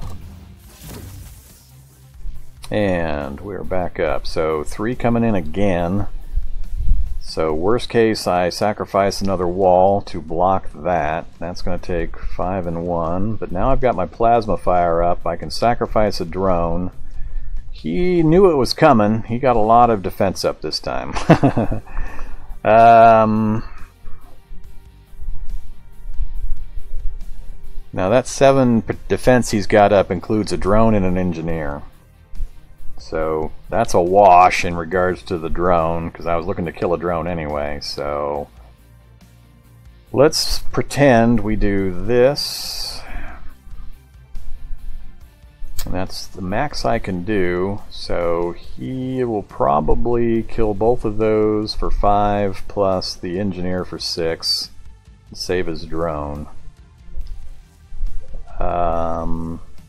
I would love to get to the point where I can at least kill one drone to make it an even swap for the drone I'm going to consume by activating that. Let's pull the rest of my money. Alright. I think I'm going to go with engineer to sacrifice so I can keep my wall. Drone.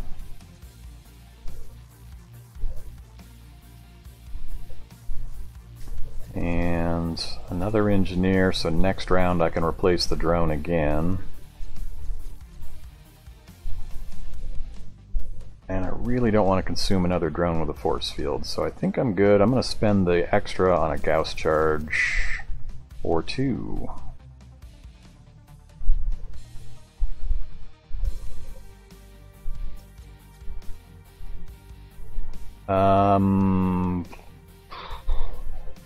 No, we're going to stop right there. I'm going to keep the rest of that and save it. Alright, end turn. Commit. Oh, he killed the drone. Kept his wall alive. I guess that was probably a smart move. I probably would have done the same. Alright, 3 damage coming in. Sacrificial engineer, 2 more on the wall, and defense. And let's see, how are we going to do this? Got multiple walls up now. If I eat a drone, that gets me to 7 out of 8. I can kill... Start of turn, gain... Oh, okay, so it's already applied. So I'm getting 1 from the militia, 2, 3 from the 2 Gauss charges. Or did I only buy 1 Gauss charge? I guess I gained 1. No, I had to have 2. I'm not sure what the interface is showing me here. It would be 2, 3, and 4 would be... Oh, never mind, there's the other point. So 1, 2, 3, and then 4 is the 7. Alright, so I don't have quite enough to overcome his walls. Erg.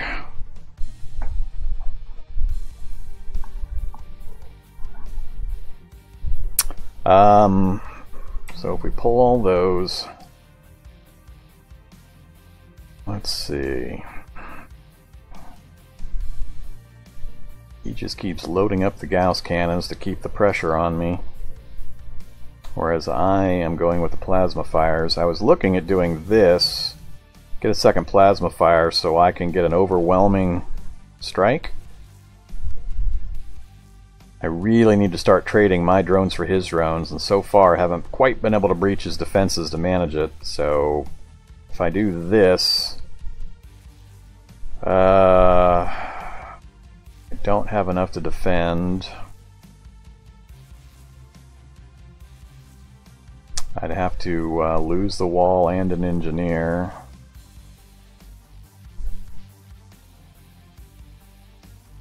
I think I'm going to do it though. Let's get a replacement engineer for the one I'm about to lose. So next round I have some more drone options. I'm really hoping that that double plasma fire next round is going to give me enough of an oomph that I can actually, if we cancel that, never mind, I don't have the Gauss charge available anyway. Alright, we're going all out on our attack strategy here, so let's see if we can manage it. At minimum, we're forcing him to keep bringing out more defense, which prevents him from bringing out more attack. So, unfortunately, I'm going to have to wave goodbye to my wall. So, sacrificial engineer and the wall.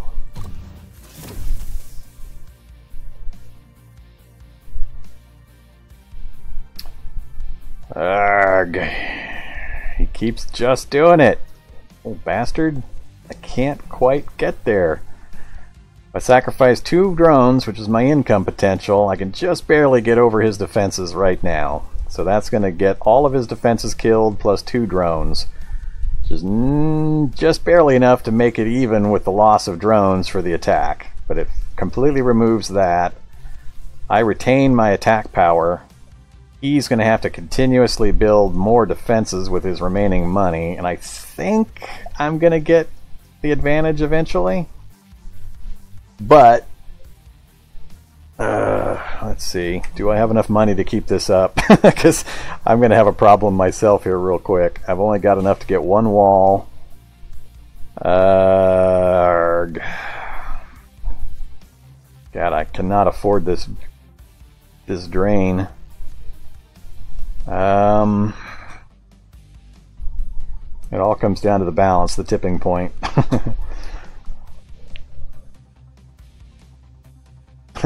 We had to wave goodbye to the wall because, well, I guess I could have, killed the other engineer, gotten rid of both engineers and kept the wall. Maybe that would have worked. I can't remember the combo of what I had available. When I first thought of it, I was sure the wall was going away. But I might have been able to sacrifice another engineer, kept the wall. Alright, so that's the 1 wall we were able to get out. Now I'm thinking of getting 1 more blast forge up, just so I can put up 2 walls around temporarily. I need just a little bit more defense.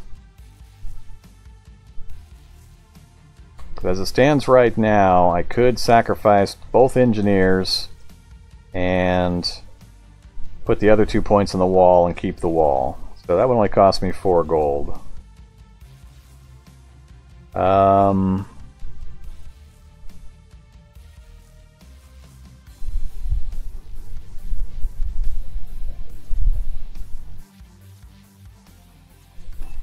So if I do this, that lets me keep the wall for 1 more round.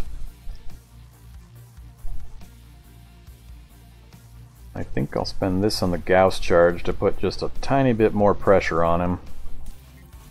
We'll call that good.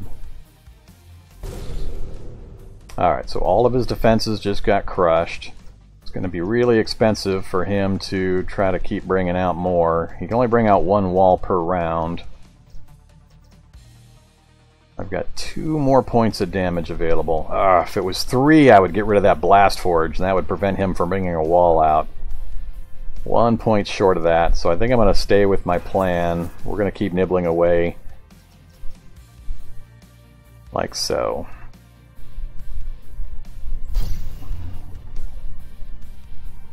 Alright, let's do it.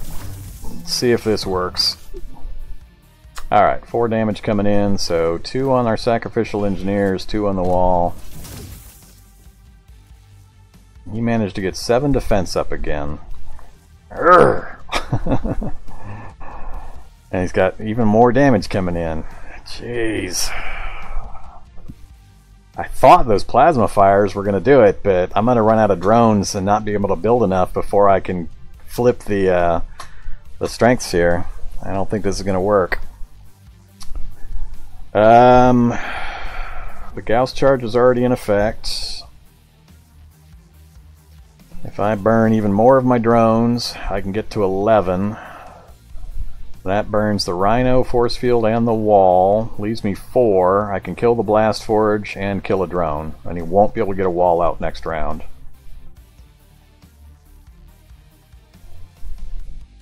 So let's say I do that. So I'm going to need to collect that. I've got 8 points left, so that would be drone, engineer to keep up my artillery fire. So I'm going to get 4 damage through. Wipes that, kills that, kill another drone. He won't be able to put a wall out. Best case, he'll be able to get a force field out, but that's only 2. I think if I can keep this up for 2 more rounds, we've got it flipped and he'll be done. But it's going to come down to, do I run out of drone ammo before I can put a serious enough hurt on him?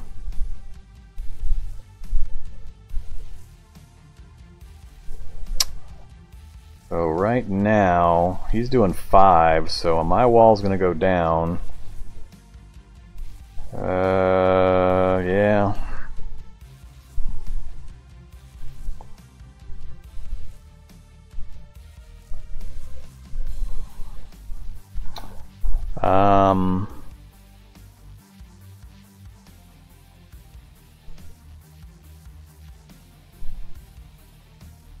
Not anything I can do about it, though.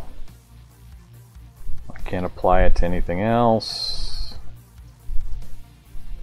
Unless I purchase something that's got a block now ability. Which would be putting another wall out, which... Arrgh.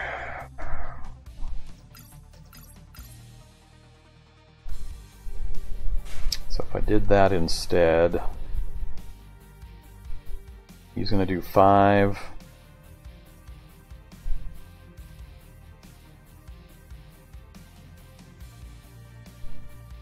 I'm still going to end up losing at least 1 wall. I think it's going to be what?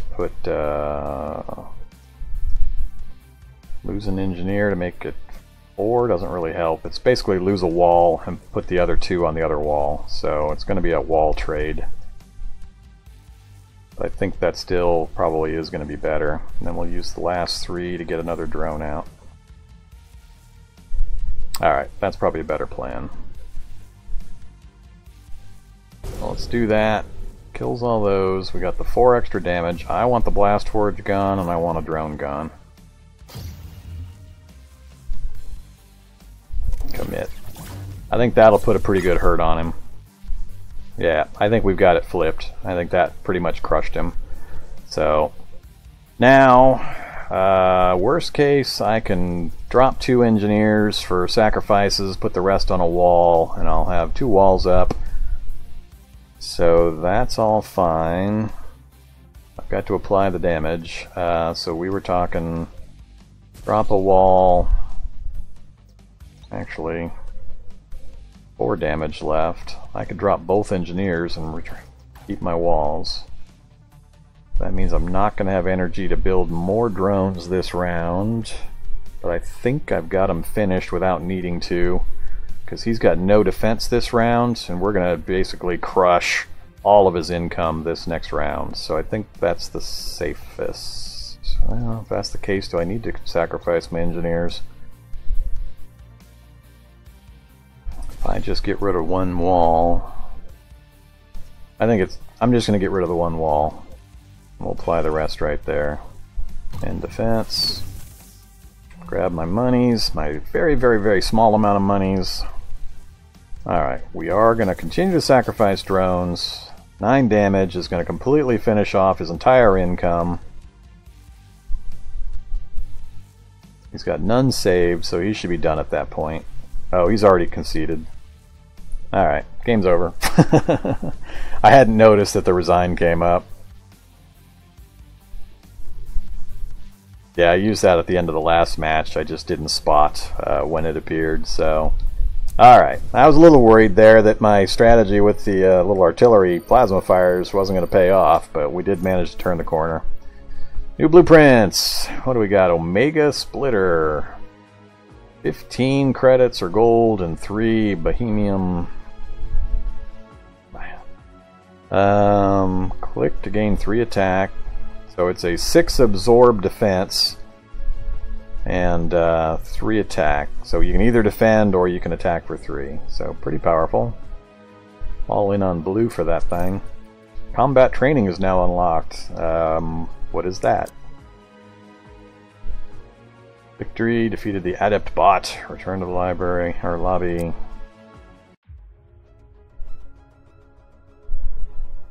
The bot conceded. Yeah, it was pretty obvious it was over. So I'm not sure what they did use to determine it, but yeah, the last 2 bots conceded once it was obviously finished. My previous game, it would have taken me several more rounds before I was able to whittle everything down, but once he was out of drones, he had no money to buy anything, and it was very much obvious. So it's probably some kind of drone count that decides it. Alright, it said some kind of training was unlocked. Where would that be at? Well, it's not going to be under either of those, I don't think.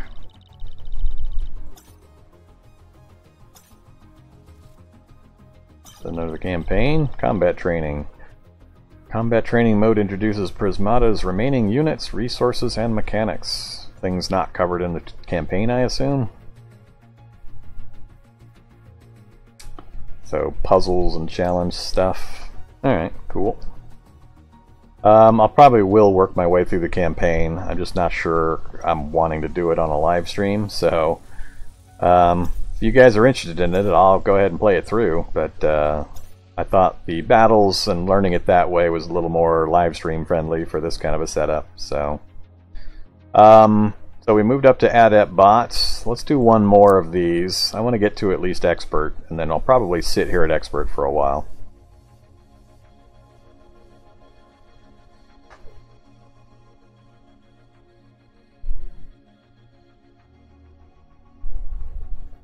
Actually, let's do this. I'm going to cancel this. Let's go back to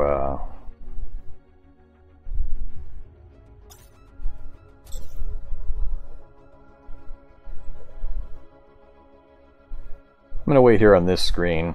I'm going to take a real quick break. It's been a couple hours since I stood up, so let me do that. I'll be gone 5 minutes like usual, so I'll put up a brief message that I'm taking a quick break, and if you guys have a preference, if you'd like to see the campaign play through, I'll do it at a reasonable speed so you guys can see the lore and the storyline if you'd like. But let me know in the chat if you have a preference for more battles. I'm not ready yet to do a against a player battle, but I'll do a few more bots fights so I can get a little more interest or a little more experience with the mechanics, and some of the cards are going to show up. There's still elements of the game I haven't seen yet, so but let me know what you think. I'm happy to do either one, so we'll go from there. So thanks for watching. Be right back with you.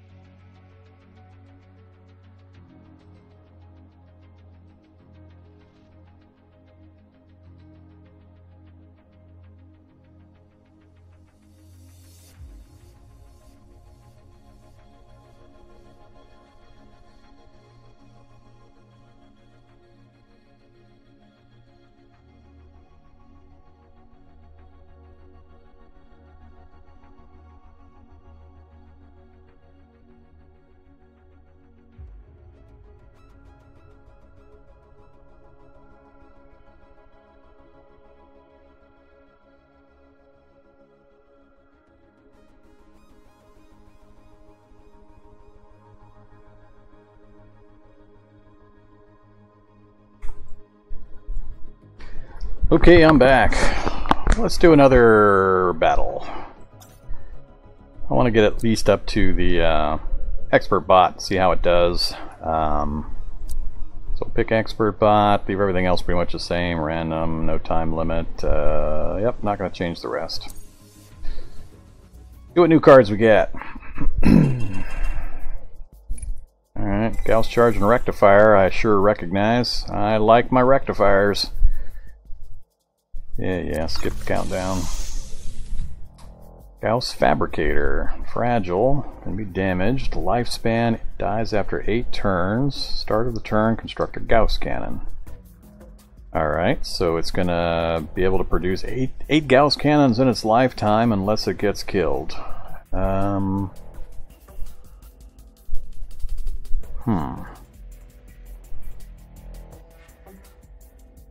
Seems like quite the savings in gold if you manage to get one of those things out.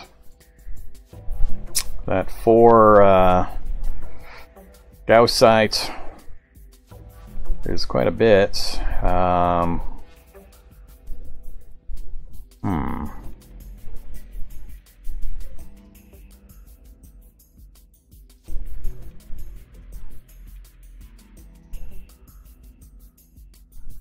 There's that Odin unit. And the Cauterizer. I'm not going to go with the Cauterizer, so I think red's out. Maybe I'll go all green this match. If I do, I'm going to be stuck with the force fields for defense and the rectifiers. Which we did successfully one other time. It's going to come down to how quickly I can get a Fabricator out to start getting that Gauss Cannon per round. Yeah,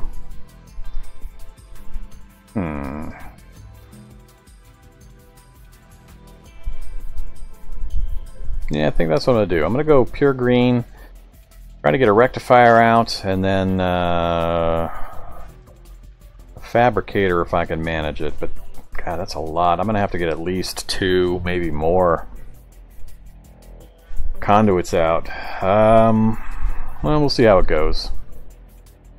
I just don't see enough. Yeah, that's what I'm going to go with. That's the strategy I've decided on. We'll see how things work. Alright, give me my money. Let's do the drone start.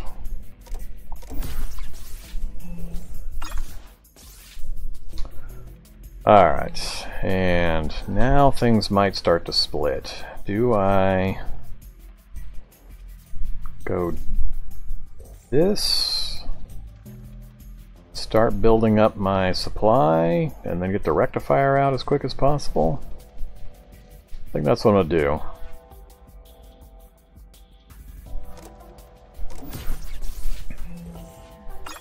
do. Uh-oh. Keeps copying me. It's not a good sign.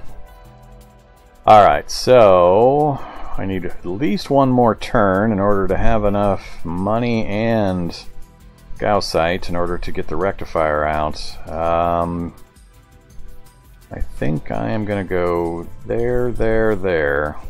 Get the second conduit, get 2 more drones, and we will have exactly enough money to get a rectifier out next round, and then I won't have enough money to get a Fabricator out the round after, unfortunately. So it'll be at least 2 more turns before I start getting the Fabricators out. I was hoping to get that out just as quick as possible.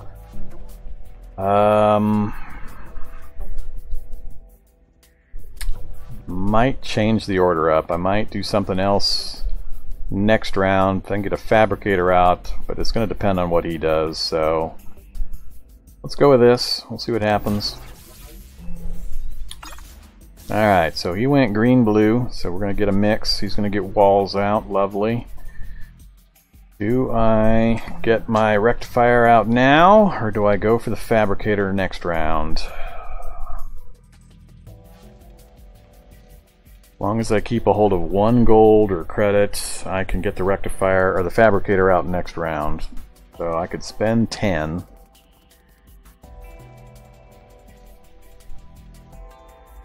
think I'm going to hold at 2 conduits. I'm really tempted to go ahead and get a blast forge just so I can get the occasional wall out. But it would be really nice to really focus in on the green. So it's either Gauss Factory next round to start getting those Gauss cannons up. And the earlier I do it, the better off I am. I think I'm going to do that. I don't have any damage coming in yet to need the rectifier. So I think I am going to go with the blast forge, a drone, and then hold the rest. Because I can need at least...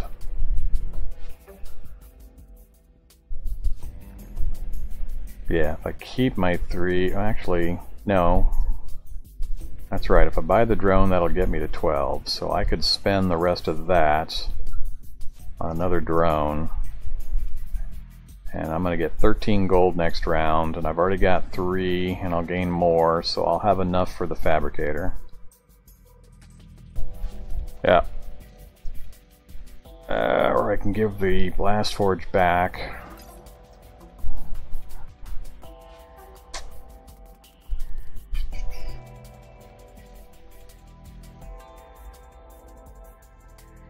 I need something with damage output. Eventually the Gauss cannons, if they don't get hit, will start putting out some damage, but it's going to take quite a while for the pressure to build. And I mean, I can be buying Gauss charges every round, I guess. Or I can get more rectifiers after I get the fabricator out.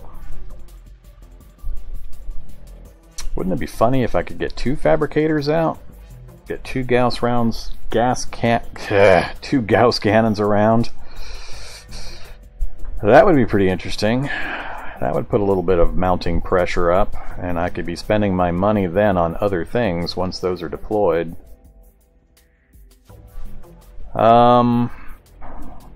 It's a huge gold savings once you get that out, assuming they stay alive long enough to get their full effect.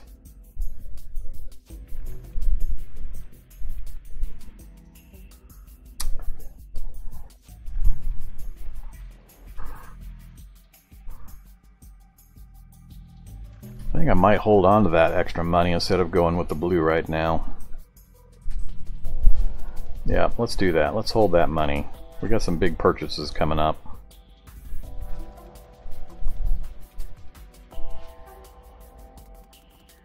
Man, it just feels weird only buying 2 drones at this point.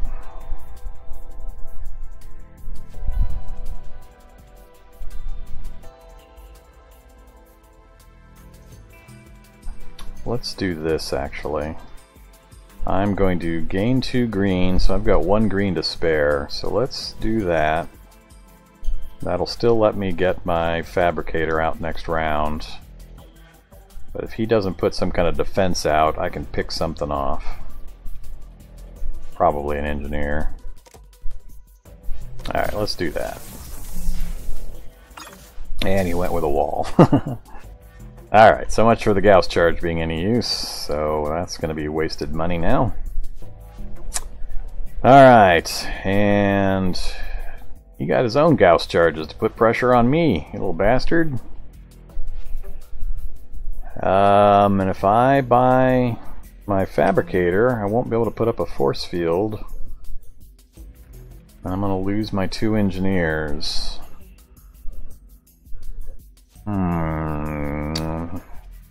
Now I'm wishing I hadn't bought that Gauss charge.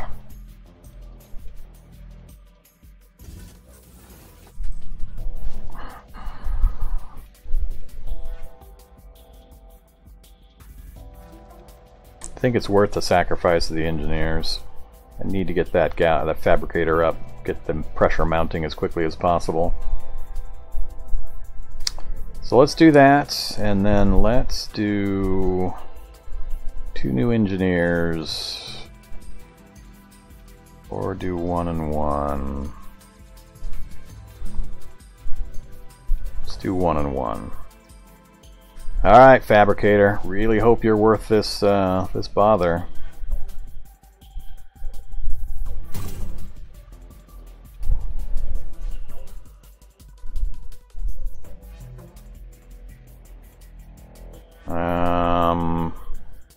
trying to understand here. Why is it warning me? I know 2 damage, but I've got 2 defense available. Commit.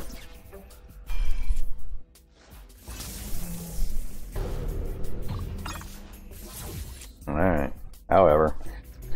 Alright, we've got a Gauss cannon up now.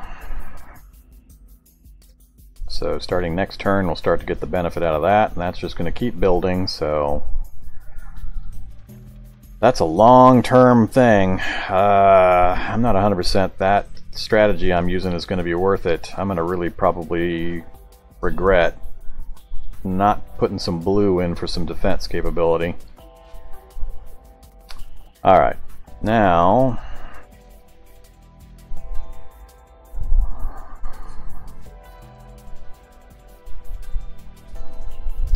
I can do that.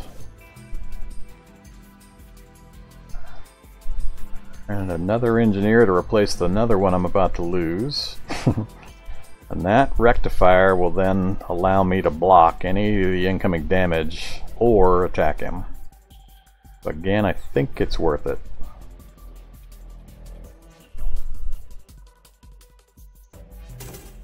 Yep, I know. Thanks for reminding me though. Alright. He's starting to get some stuff out. Now I've got the rectifier available to absorb the damage for a couple of rounds. And I've got the Gauss cannon starting to add up. Alright, what can we do here? Grab that. I want at least one more rectifier. So I am willing to keep putting the focus there. Keep giving me drones. And then, now that I've got 2 rectifiers, I'm going to try to get one more fabricator out, and then after that, I might go... I'm not sure if defense or offense is going to be more valuable. I have to go offense at some point. And...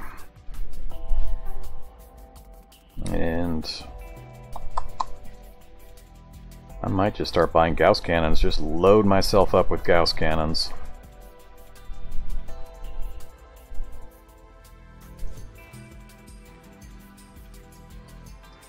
Alright, right now I need to keep him on the defense, so end turn, commit.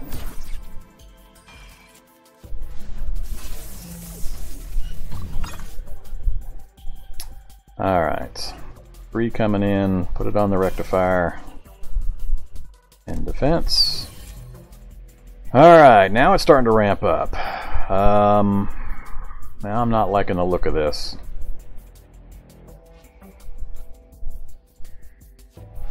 I think I'm going to have to get some walls. I'm going to have to split over to blue. I don't think I'm going to have a choice. I'm going to have to get a blast forge. I've got to be able to build some walls, I think. I'm just not going to be able to keep absorbing this. Because as it stands now, with 6 damage, that's not good. I can do a force field for 2. That gets it down to 4, and then I can put the rest on that rectifier, and that will get rid of it. So damage is blocked. I've still got 10, which means I can't afford another rectifier or the fabricator this round. I couldn't do the fabricator anyway. And I can do that.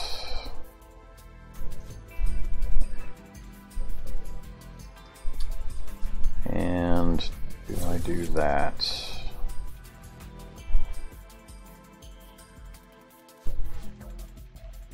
Yeah, this slow burn stuff, I gotta just keep holding him off until my factory and my purchasing of additional damage starts to overwhelm him. It's gonna take a little while. I think I'm done right there.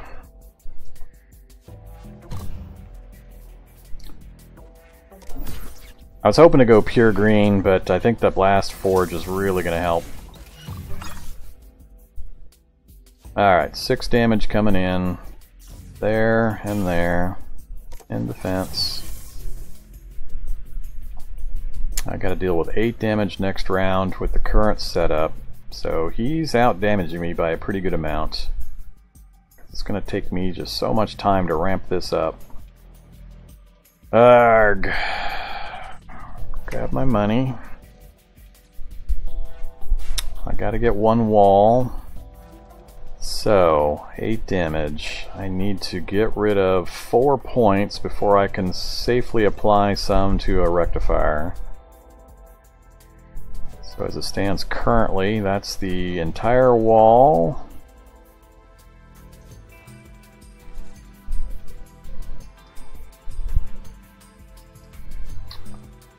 If I kick out a force field, so it would be 3, 5, that'd get down to 3, I could apply that to that. So unfortunately, it again prevents me from putting out a bigger unit, but I can put out yet another Gauss cannon. But unless I start putting offensive pressure on him, this number is just going to keep on climbing. So I'm going to fall behind the curve here pretty soon. That's one thing I'd be looking to do, and do I hold the money and try to get another rectifier out? Oh yeah. Right now I can do that, because I'm looking at doing 2 gets it down to 6, 3 gets it down to 3, apply the rest to there. So I can afford to do that. 6 points is going to make him split it up.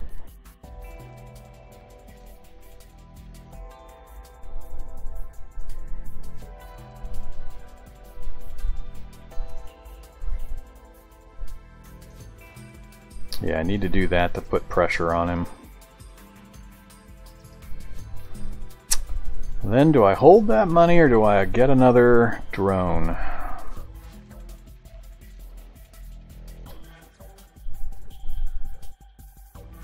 I get another drone.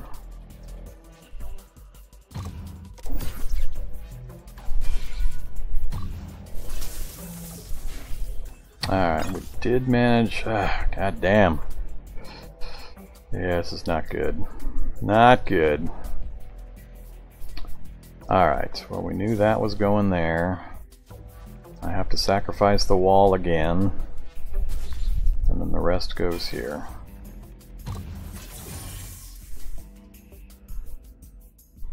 Man. It feels like he's definitely playing better than the previous ones.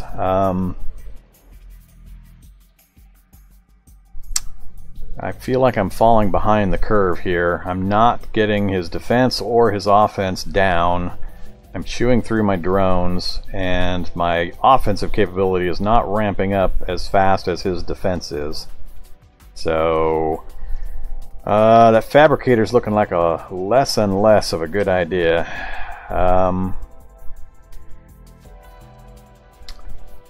I can get another rectifier out, but then I wouldn't be able to do anything but 1 wall.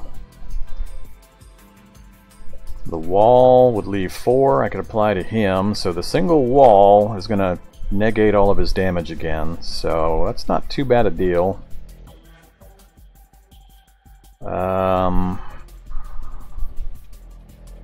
That gets me a 3rd rectifier. So I can do that and still absorb all the damage.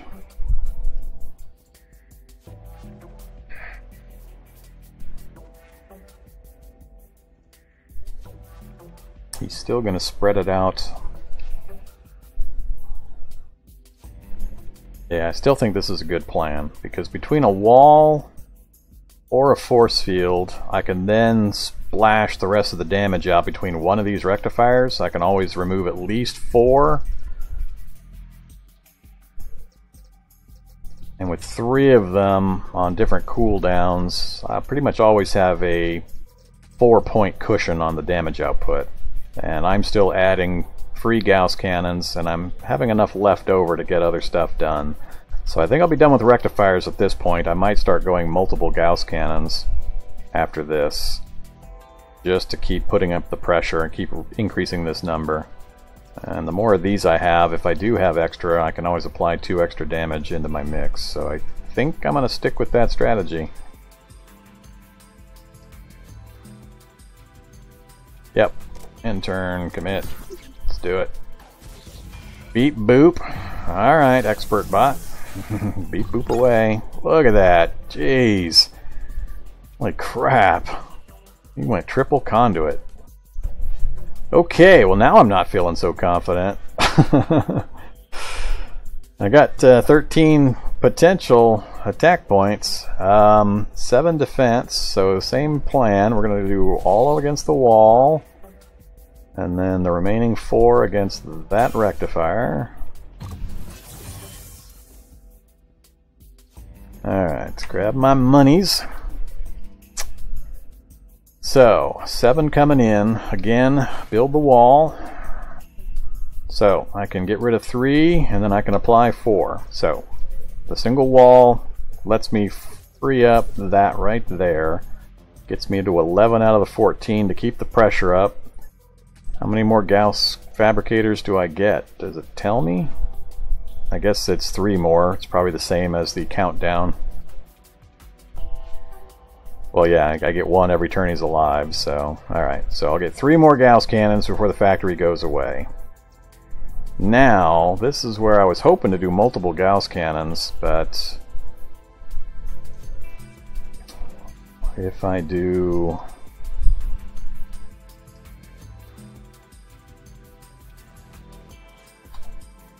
I really don't want to get another Blast Forge up. So far the one wall is holding up, and I feel like I'm right on the edge of being able to tip this. But he's still got a lot of drones out, and he's got a lot of Gauss sites and Blast Forges, so he's got tons of options, so I am getting a little worried about that.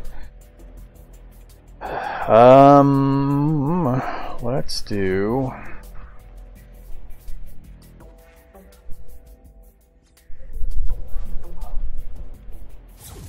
if I do Gauss Cannon, I can do a charge and a drone.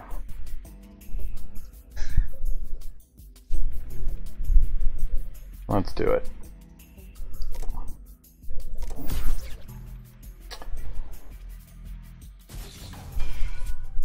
Alright, we managed to knock down a decent amount. I'm forcing him to continuously buy a ton of defense, so his offense isn't going up much.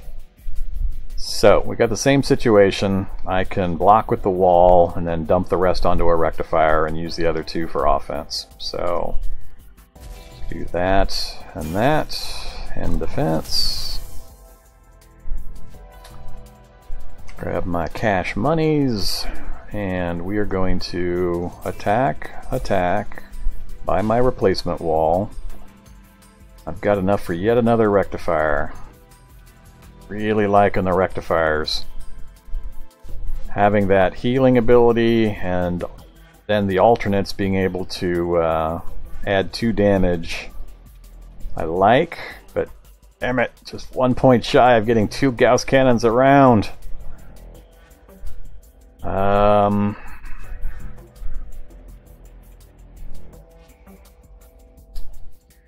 Feels like we've kind of got a bit of a stalemate going on right now, because as I'm increasing my damage, he's increasing his defense. He's not increasing his damage. So it comes down to, can I breach just enough to end this escalation of my offense and his defense? That's kind of where we're at the moment. He can't afford to increase his offense. He's got to keep scaling up his defense. So is there any way I can get this? And I'm going to lose my increasing damage potential here in 2 more turns. So I've got to break this stalemate here pretty soon. How do I do that? I could do... I think I have to do another Gauss Cannon. I have to keep ratcheting that up. I'm really thinking of doing another conduit. I do one more conduit, that would let me do multiple Gauss charges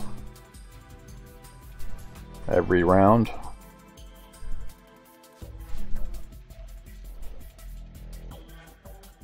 I think that's what I'm going to do. Gotta break this stalemate here as soon as possible. Can't change the equation until I can break that defense he keeps summoning up.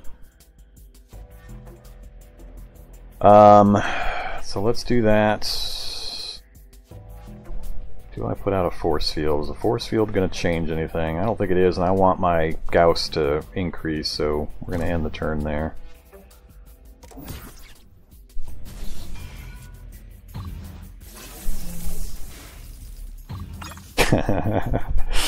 Same thing. My attack goes up, his defense goes up, his attack stays the same.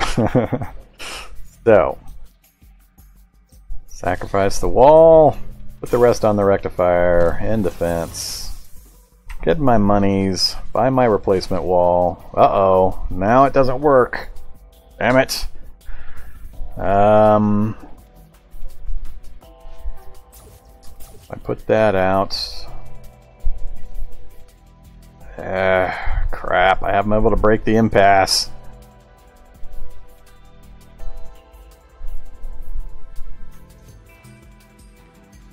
And now I got to sacrifice an engineer or something in order to absorb that extra point now. And if I buy an engineer, then I can't double up on my Gauss cannon like I was wanting to. So basically I'll have one turn right now where I can sacrifice the wall and the engineer, still apply the damage onto a rectifier for the remainder. So I could either double Gauss cannon,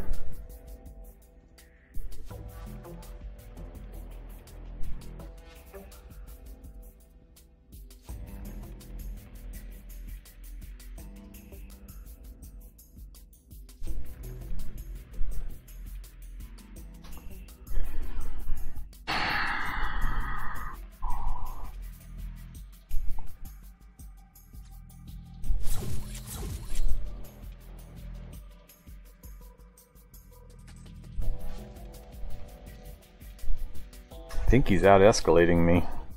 I think he's going to win the defense versus offense fight because my fabricator is going to go away next round.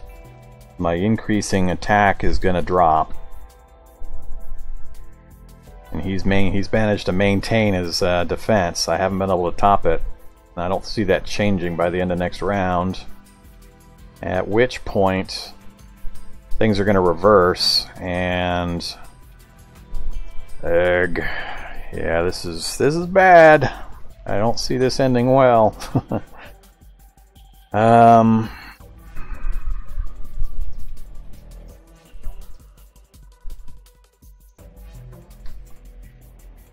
going to follow it through. I'm going to go with that. We're going to go with the double Gauss cannon. So I'm going to get 3 Gauss cannons on next round. I don't know, it just feels like he's still managed to eke up his attack value while I have not yet penetrated his defense. That's what worries me, is we've gone stalemate too long and I'm about to lose my extra point of damage while he's still managing to top my attack and add at least a point to his defense. So that's what I'm worried about. We'll find out. It's going to happen here in the next 2 rounds, I think. We're going to know which way it's going to flip. So, I'm going to go with that. Commit.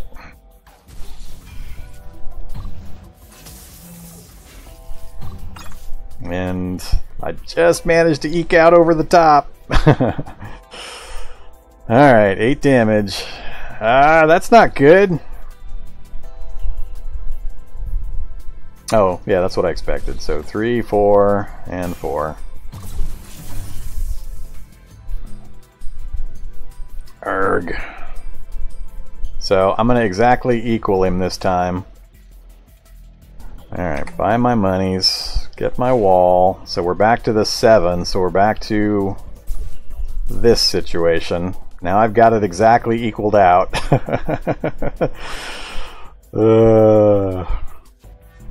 Alright, now I've got to keep increasing my damage, so I need to buy... My factory's gone. So now, when I do this and this, I think that's going to finish it. Next round, yeah, I think this will finish him off. Because I'm going to destroy all of his defenses. He's going to have to replace them. And next round, I'm going to top it over and start destroying stuff with my breach. And I'm going after his drones first. Oh, never mind. He's already conceded. I didn't even realize. Alright, he knows it's over as well. So I managed to win the escalation war. So I had it in my head that it was going to be close, but I managed to hold out long enough. So I'm glad I stuck to my strategy. So we'll just claim victory. He knows it's over just like I do. I'm glad the computer's smart enough to do that. Once I knew 100% it was over, I hate having to slog through that kind of stuff, so I'm glad the computer opponent is smart enough to know that situation as well. Vivid Drone. 2/2 and 2 drones. Youch. When bought, consume 2 drones. Start of the turn, gain 3 energy. Or 3 gold. So...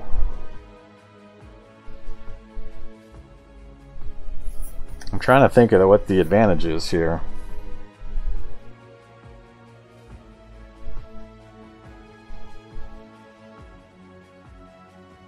So you're consuming 2 drones in order to get the energy of 3, but you're also having to spend, or to get the gold of 3, but you're still having to spend 2. So basically it pays itself off after 2 turns. Maybe 4 if you count the energy involved. So if it stays alive, you get a net bonus. But the first few turns, you're paying it off. So, alright. So, mid to long term, that's a benefit. Steel Forge. Yeah, they pay themselves eventually. You get the benefit from it. But you gotta assume that you gotta stay around long enough to actually receive that. Don't try to use those later. Alright, so Steel Forge. When bought, consumes a Blast Forge. So it's an upgrade to the Blast Forge. Start of the turn, you gain 2, pay 1 and 2, and consume a drone to construct a steel splitter. I'd have to look at the steel splitter, but I assume that's a discount. True. Yeah, I guess that is a point. So if you convert drones to vivid drones, you can't use drones as fuel for some of the other effects, or the game effects. So that then also counts as a negative. Alright. There may be combos that I just haven't seen or aren't aware of yet that some of these will be useful or not useful for. Alright, victory. So we got a victory against the next level computer opponent. So we're up to expert. Are these pretty much linear, or do these just change up their kind of their strategies, but not so much their base ability level? I'm assuming Master Bots. Probably where I want to end up. I may just jump straight to Masterbot and play against that so I can learn better.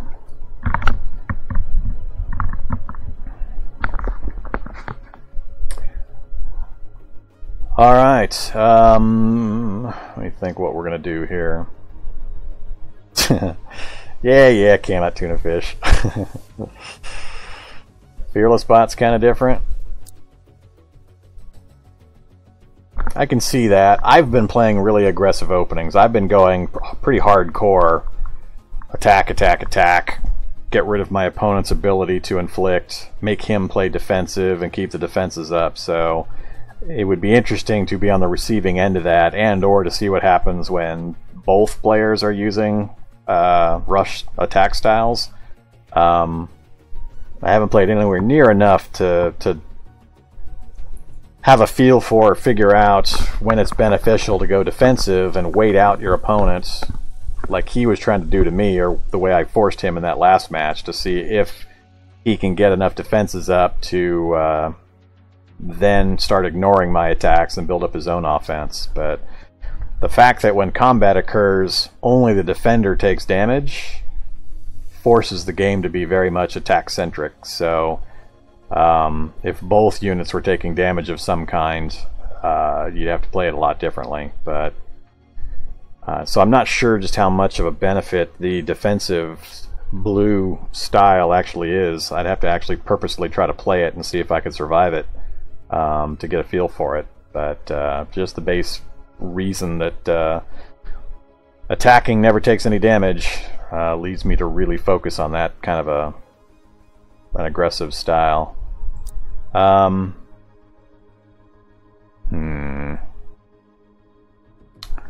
kind of bump through some of the other screens. I'm still real new to the interface, so I assume 5 is my level. Reach level 6 to unlock the Hellhound and the Shadowfang.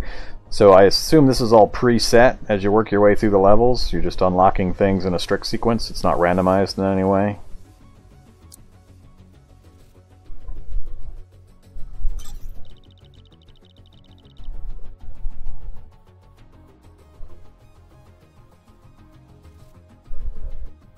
I have power cores or I don't have power cores. How do I know if I have power cores? Are these power cores? These don't look like power cores.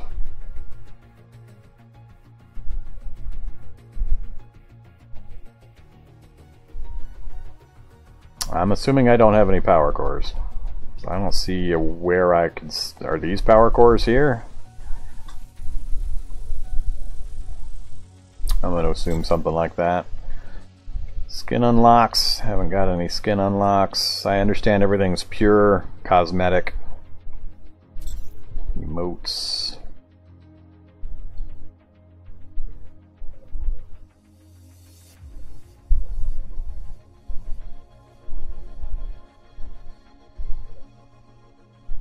Alright. You can equip badges. And they do what? Does it just go on your avatar? Are these badges? These must be badge slots. Oh, so it's badge slots that other people can probably see, so they can see things you've accomplished. Got it. Alright. Avatar choices.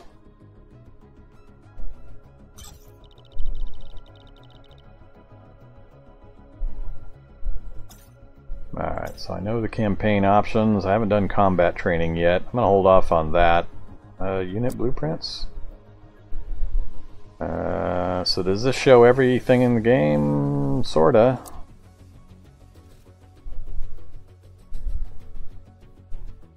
So I'm assuming my pool of 5 or 6, however many it is, randomized cards are from this group that I've unlocked.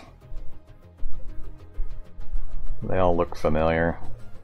So yeah, that must be the case. So for custom and bot games, this is the pool it's drawing from. So as I unlock things, more new and higher powered things will be added to my randomized group.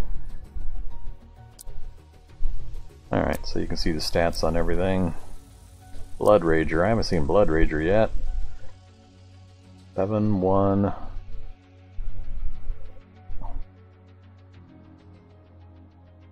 Wait.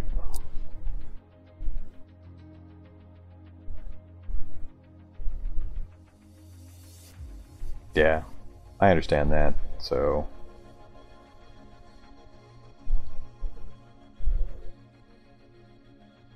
Cool.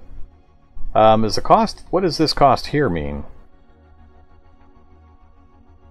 So, you have to not use 3 of your attack points that you have available in order to bring this guy out, and then once he is out, he gets 2 damage per turn? Okay, so yeah, pretty much what I thought. Alright, so you're sacrificing that to be able to get this unit out, and then he has 2 attack after. Doomed Mech has a 5-turn lifespan. Alright, 5 absorb blocker. Or you can attack for 2. Alright, frontline I've never seen before. Frontline can be attacked directly. So when damage is applied, I can specify damage to hit this, and then anything left over, the opponent gets to pick where it goes against his various blockers, I assume is how that works. But these guys are always vulnerable to attack, so they're... Grimbotch. 4 turn.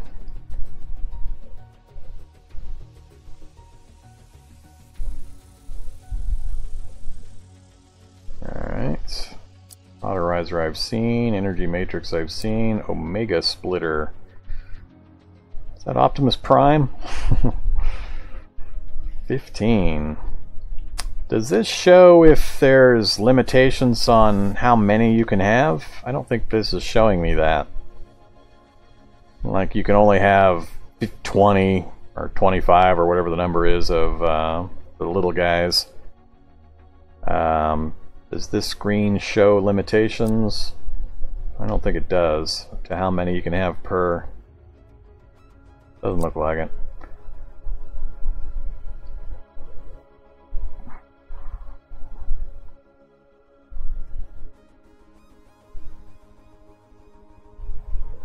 Well, I know the wiki probably does. I was just curious if this interface, somewhere I wasn't noticing, actually indicated it somewhere.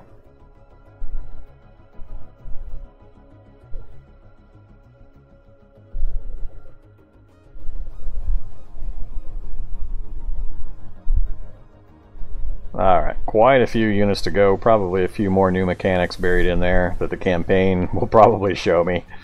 I just haven't been through it and or the training class, but alright, cool. Glad this is here, so that's blueprints. I'm not going to do combat training till after the campaign.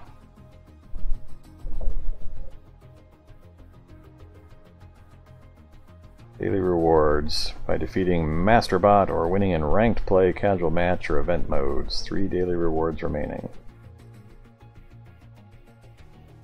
So if I go to battle and pick Masterbot and win any game, regardless of any other settings, beat Masterbot or winning in ranked play.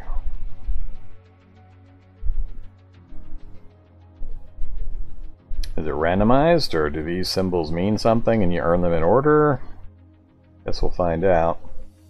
Let's try Masterbot.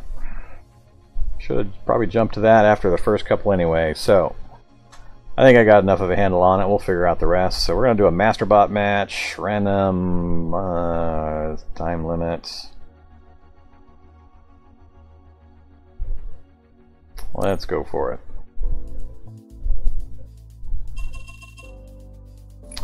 Alright, some new ones in there. Energy Matrix we know about. That's the higher cost blocker. So he got to go first. Standard start, but I need to look at these real quick. So Gold and Bohemium.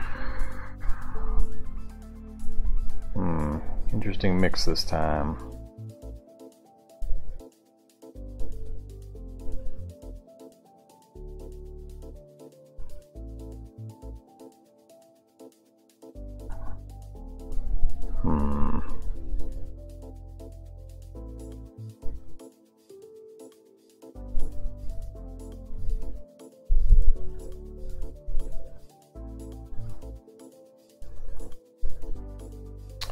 Huh.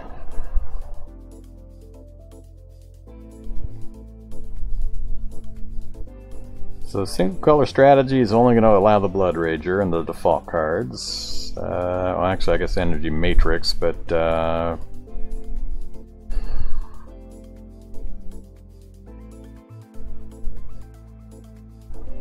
think I'm going to go blue-red.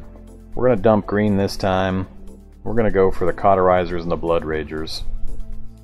So a single Animus will get me the 2, so I can get along with, theoretically, actually no, for the Energy Matrix I'd need 2 of these. So it'd have to be 2 Blast Forges and an Animus if I wanted to fully utilize the blue and red.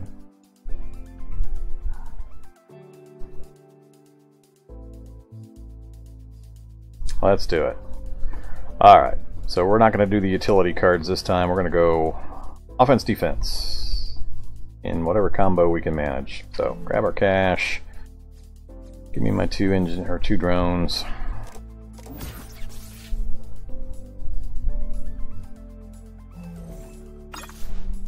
Alright, he just droned it up again. How early do I make the switch? Can't put out Blood Ragers until you get at least 3 damage potential.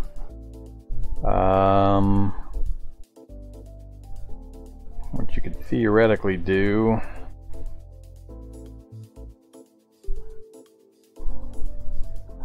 That's going to be a lot of engineers.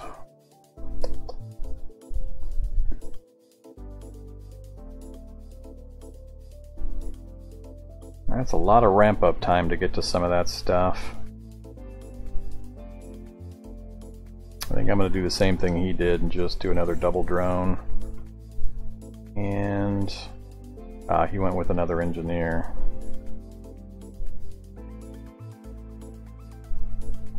That sounds like...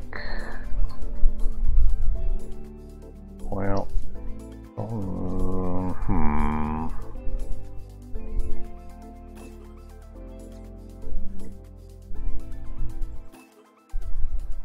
Alright.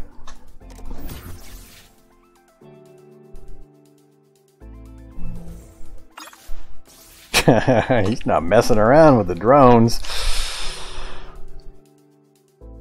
How did he... wait a minute. How did he manage this? So, what did he spend his money on?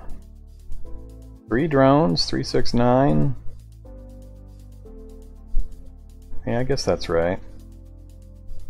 Huh. Guess that does work out that way. With the additional 3, he'll then have 14, so alright, I get it.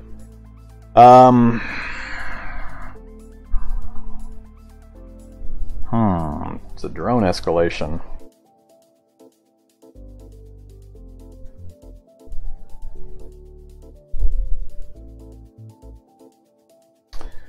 Let's do...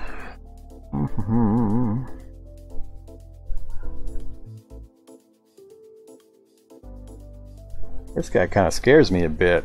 He's really focusing on that stuff.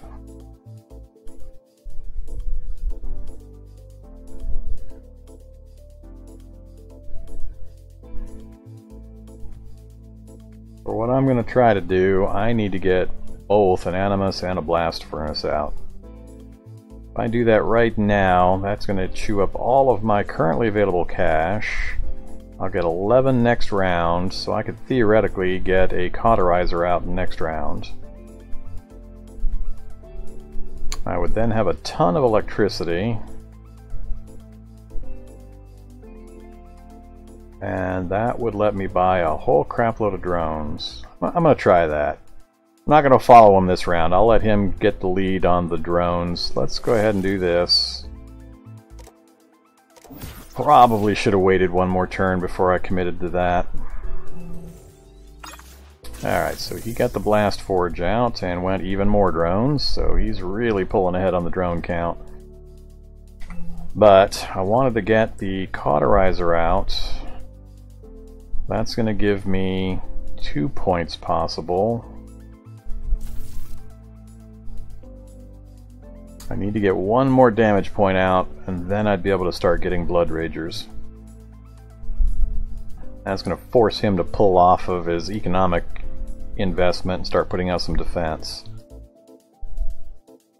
So that zeroed me out except for the energy. Let's go with it. We're going to commit. I've got my strategy picked. Live or die. God damn, that guy's going to drone the hell out of me. I'm definitely going to regret this disparity in income real soon. He's already almost double me. Arrgh. And all he did was throw a wall out and just keep building drones. I think it... How many of these matches come down to a blinking contest when whoever stops building drones first loses? It seems to feel like to me that may be a lot of what this comes down to. Everybody just builds drones until somebody blinks, builds something else, and then rolls the dice to see what's going to happen. Alright. So, I have to spend the energy to get that. That only gets me 2, which isn't enough to penetrate the wall. But there's no reason not to spend that unless I want to drone up right now.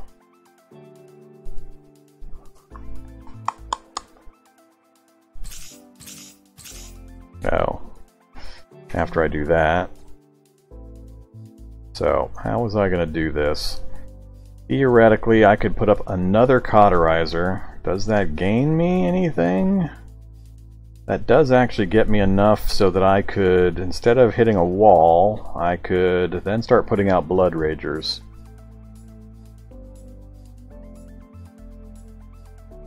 I don't know, those Blood Raiders just seem like an awful expensive unit for the 2 damage that you get out of it.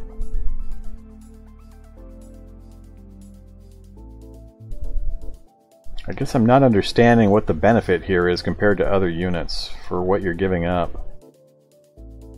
Is it the fact that he has 2 health and is an absorbing type?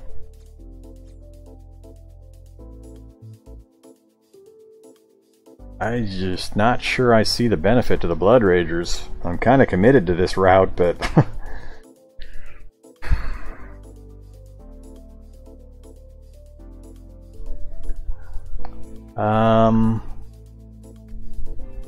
That one wall's got me effectively blocked unless I change something up. So my choices are either drone it up, just like he has, try to get some parity on the income. Putting the 2 points out is going to accomplish nothing.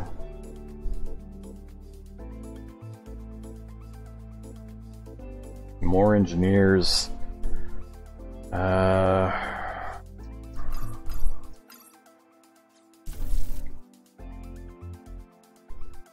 What does this gain me? What else could I use this energy for?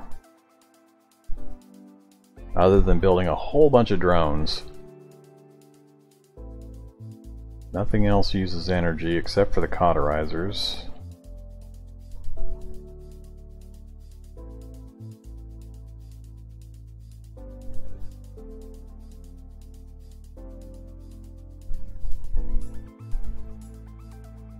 If I do this, he's going to be forced to build another wall, but he's still got plenty of income to do the wall, as well as bring up even more drones.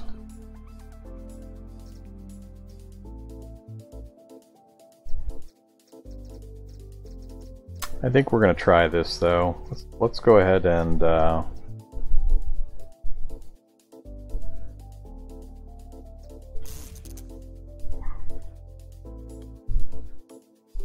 this really doesn't do anything, so we're not going to get to keep the energy anyway. No reason not to. I don't think this plan's going to work, but we're going to try it.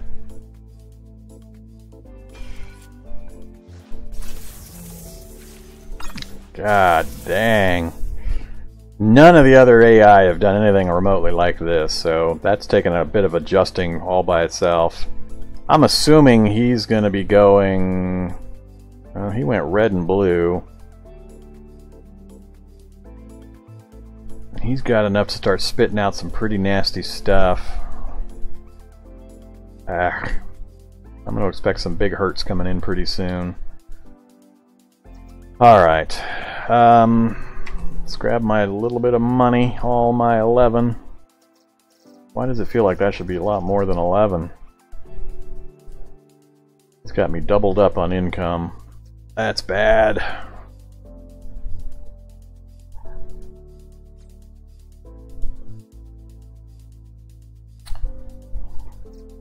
So I'd have to do that in order to do that, and then I would only do 1 damage, which wouldn't get through, which isn't a problem necessarily. And that would then leave me enough to do one more drone.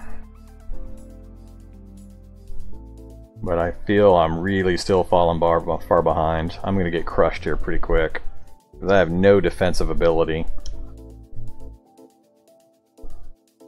Well, we're going to keep it rolling. But I'm pretty sure I'm going to get crushed here.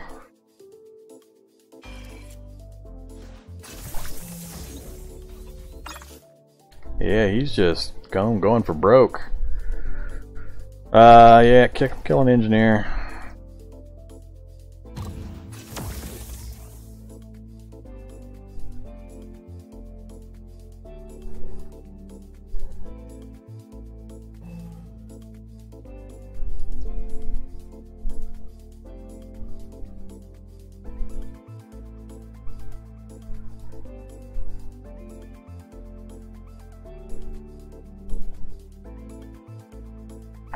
Yeah, he's just mathematically staying just barely ahead of me on the defense. Makes sense. He's going to be much better at that than I am.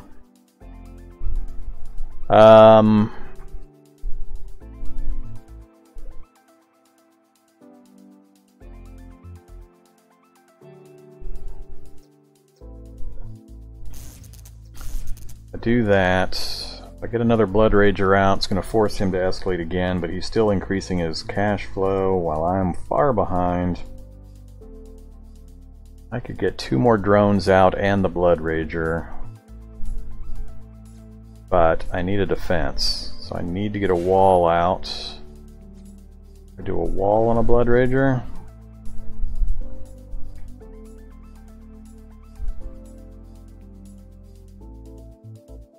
Let's try that. Let's try the wall on a Blood Rager. Still puts 3 points through, so he's still going to have to get rid of some things.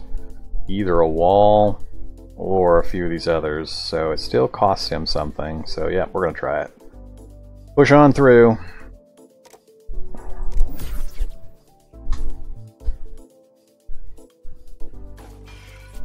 Oh, that's right. Duh! Did exactly what I would have done. Sacrificial engineer and throw the rest at the wall. Alright. Now, here comes the stuff.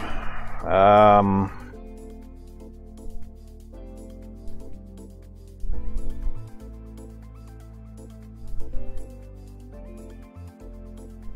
can get my offense up once again to 1 point short of what his defenses are.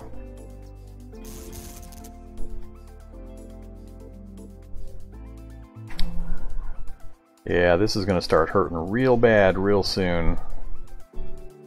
Alright,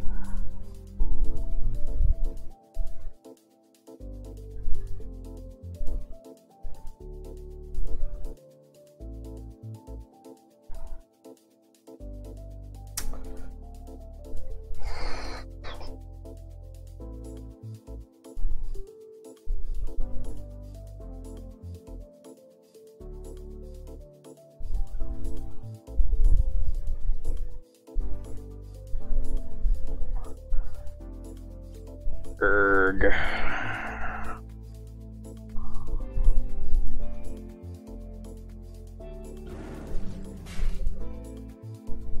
I do that.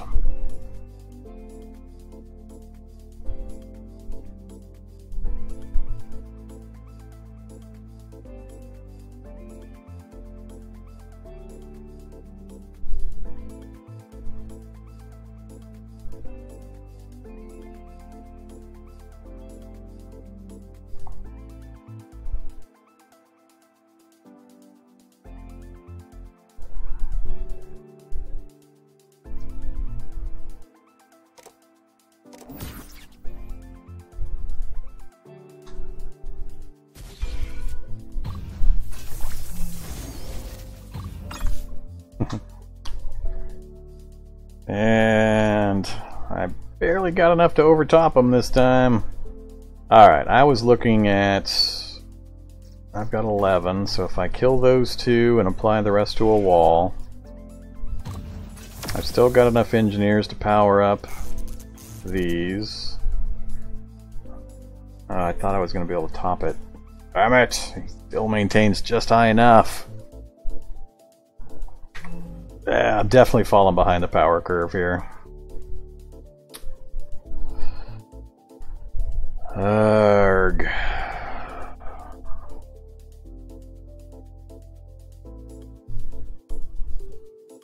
I can't keep putting out Blood Ragers at this rate. How do I get ahead of this?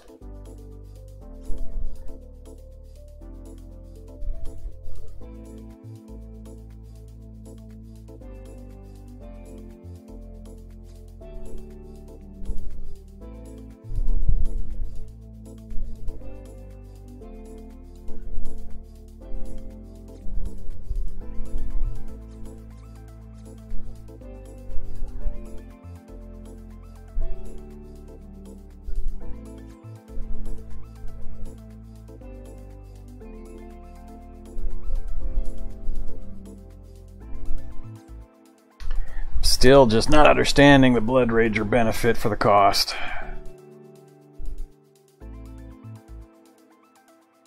I guess the automatic 2 damage each round is fairly powerful, and I just haven't seen enough of the other cards to see how many of them offer that. Like the Gauss Cannon's only 1, so I assume getting it 2 is pretty powerful, which is why it costs so much. But the return on investment for how much you have to spend to get it just seems a bit long. I'm not seeing how to turn this around. That advantage of drones he's got is just going to crush me. He's still more than twice.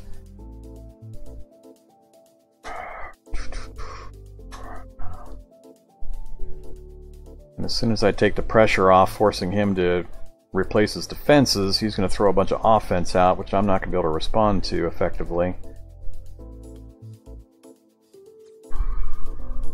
Can only do 1 wall per turn.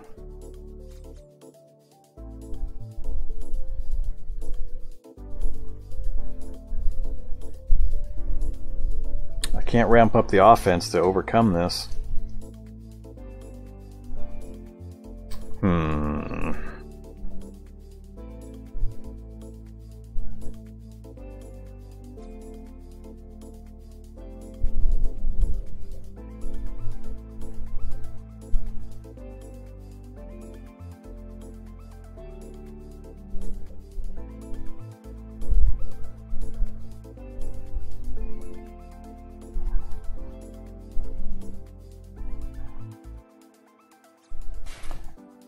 Gotta do another wall.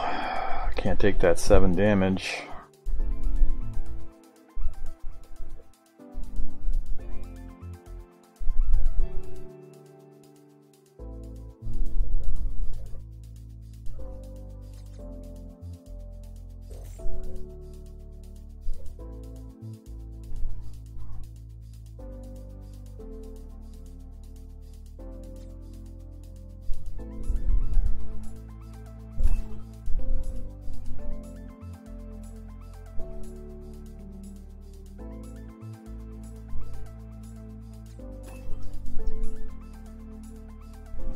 No, this is just not going to go well.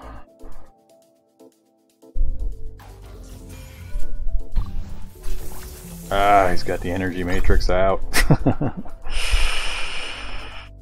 Ugh. Alright, how to distribute this. I gotta get rid of 1 wall, then I was gonna get rid of 1 engineer and apply the rest to there. Yeah, I'm losing the escalation battle here. He keeps ramping up his attack. I can't keep up with the defense. And he's got more than twice my income. Alright, this will be decided in a couple of rounds. I do not see a way out of this. If anybody can see one, let me know in chat, because I don't see a way out of this arrangement. The numbers just aren't working out. Once again, I can't quite get over and breach his defenses to try to get any advantage while he's increasing his attack. And I don't see any way, no matter what I buy, that I can reverse this. I should have held off longer like he did for more drone power before I committed. I went in too early.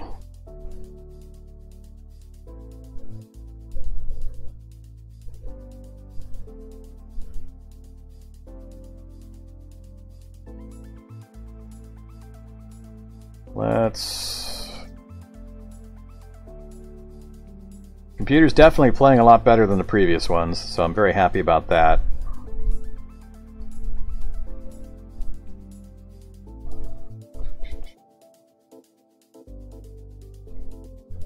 I just don't see a way to flip this. Again, I have to buy a wall, and I'm going to lose all 3 of my walls this time. I could do 2 walls and an engineer again, but it's still, I'm falling behind. It's not gaining me any ground. And what I have left over is not enhancing me nearly as much as he's getting enhanced.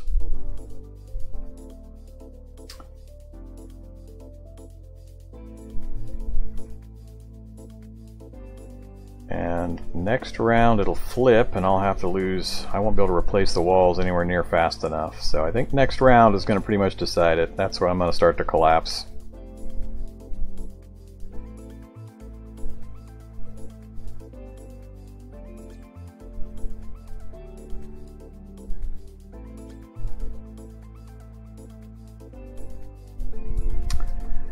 Right now I'm going to put up 10. If I pull 3 off of that for the Blood Rager, it's 7, 6, 5, and then you could apply the rest of the Centurion. So he'll probably choose to lose the 2 engineers. Oh no, he can't lose those. So he's going to have to lose either the Energy Matrix or the Centurion, but no matter what I do, he won't lose both. So I should do the Blood Rager.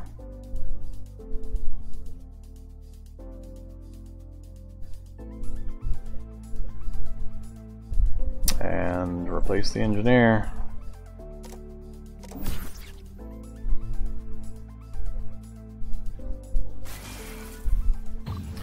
Not a surprise. And as usual, he's ramped it up to exactly what he needs, 1 point more than what I can do. Oh, you computer. Who knew computers could count? Alright, so 3, 6, 7, 8, 9.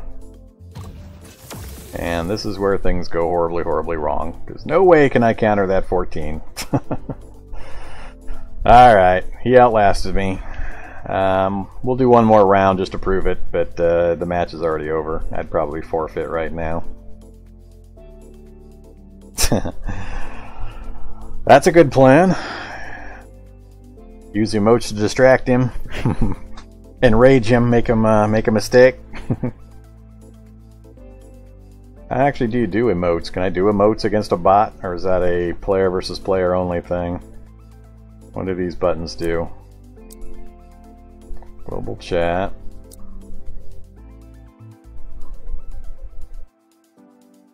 I guess that's the friends chat.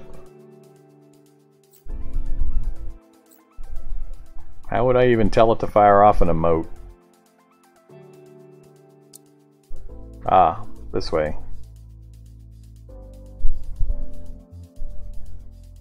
Where's the "you suckser" emote? The hell, man?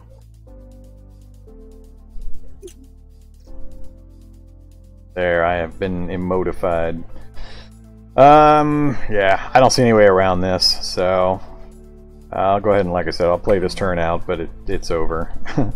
I've got to try to account for 14 damage coming in. Not gonna happen.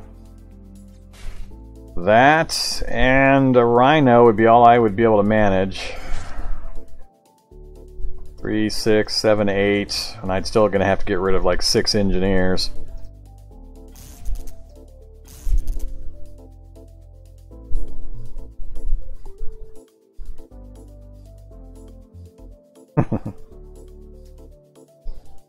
Alright. Yeah, it's over. Gee, 3 more monies. Sure, get a drone.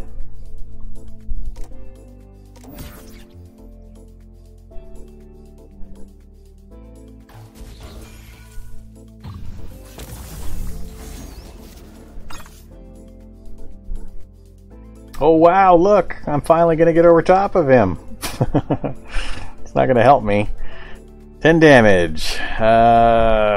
3, 6, 7, 8.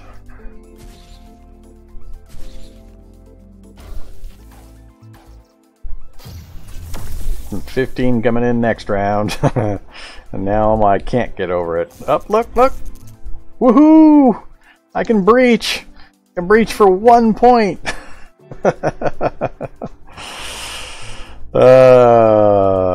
Yeah. Get my monies. Buy my 1 wall. So I've now got 3 defense, 12 coming in. It's going to wipe out my engineers and do additional damage. Yeah, we'll let it happen 1 more round, and that'll decide it.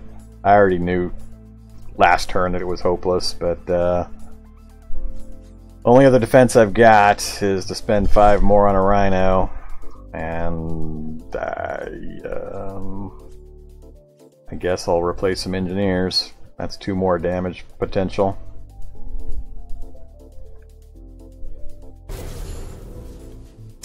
Gee, take out a drone, take out a Tarsier. Let's take out a Tarsier. 1 less point of damage next turn.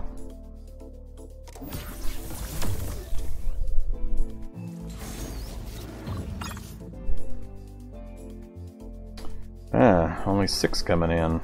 And we're over top of him. What the hell? Wait a minute, what's going on here? That means I'm only lose 1 engineer this round.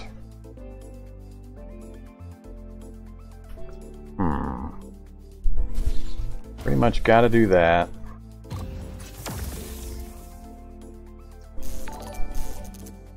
That gets me to 12. Hey there, Slack Babbo! Thanks for subscribing. I'll do this. I'm kind of surprised, although now it definitely is backsliding, so I think I'm still done. I'm just surprised I'm getting some damage. I think he's letting me do the damage so that he can keep ramping up the offense because he knows he's getting ahead in that, and he's not going to get hurt for much. So I think the computer's just aware of it. So alright, grab my little bit of monies, do my wall, Rhino, whatever. Nowhere near enough.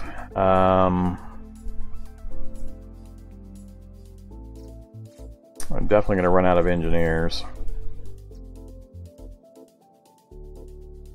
And next round I won't have enough engineers to power up both of my cauterizers.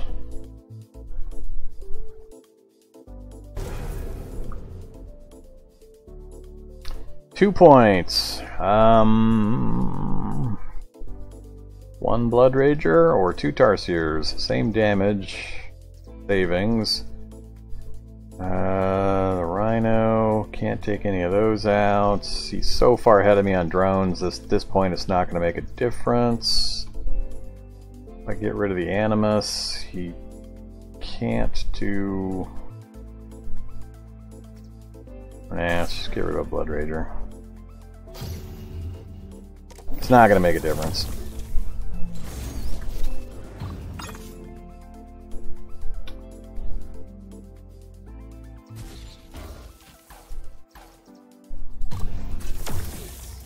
Yeah, downward spiral. Ugh.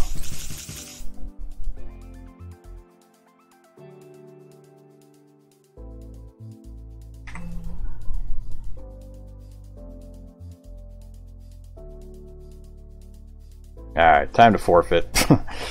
there's no point any further. He's still continuing to be able to block me with no problem with his income, so he'll be able to maintain that forever, and I have absolutely no chance of blocking the amount of damage that's now coming in, and it's going to keep escalating. So how do I... Is that enough? Apparently not. Where's the I surrender button? Done through settings, apparently. Alright. I done been defeated. Finally got defeated by the Master Bot.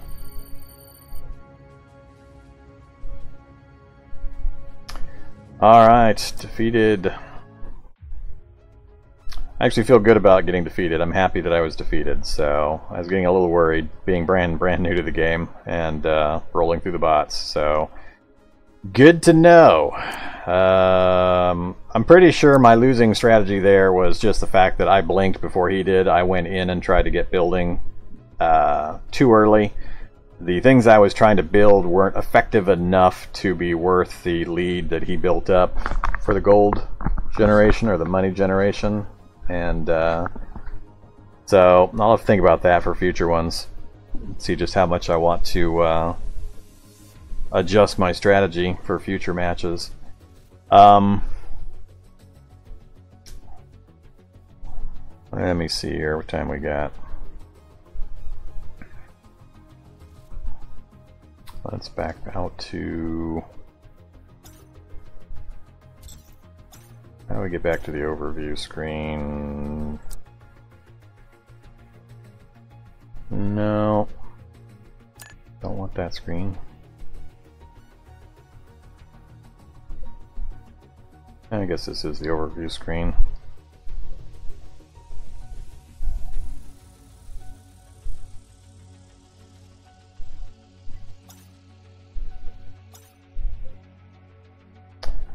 I think that's enough battles for now. I think I'm going to go ahead and end the live stream right here. So, really enjoying the game. It's pretty cool. I like it.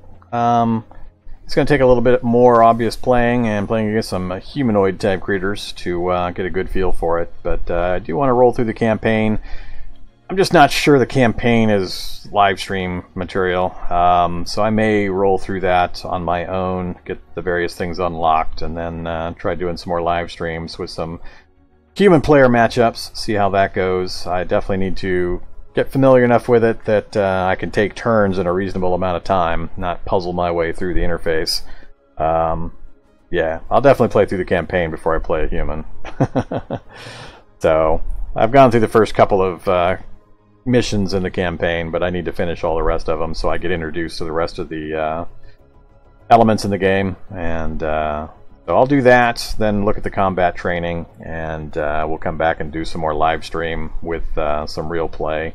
Pretty much focusing on the master bots. I'm all done doing battles against lower level bots. I'll just stick with the master bots. I'll probably jump right down to the 7-second deep and just continuously play against that. So I'm always playing against the best one possible so I can improve my own play. But I've got some more training to do, learn some more of the interface elements and some more of the cards and abilities that I haven't seen yet. So I want to be able to do a reasonable player time limit. What is the standard time limit for most games? What do people tend to use for most games against humans? In a ranked match, for example. Casual, probably, with friends and that, is probably unlimited, but our ranked matches specifically, so if I try to 45 to 60, alright.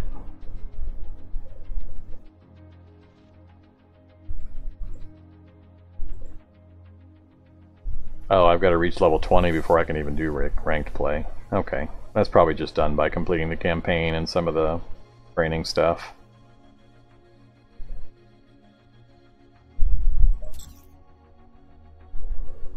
Can't even do casual matches until I get to 6, which I'm probably pretty close to.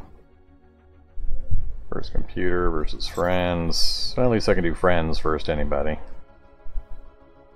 Alright, looks like it's got everything I would hope to find in this kind of thing. Very, very friendly and all of that, so I'm really happy to see all of the various options. I just got to take the time to roll through the campaign and the training stuff to get everything unlocked, and then we'll come back and do the rest. So I might do some more tomorrow, including some of the campaign stuff. Just kind of depends. We'll see how things go. But thanks everybody for watching. Appreciate it. See you next time. Have a good one. Bye-bye.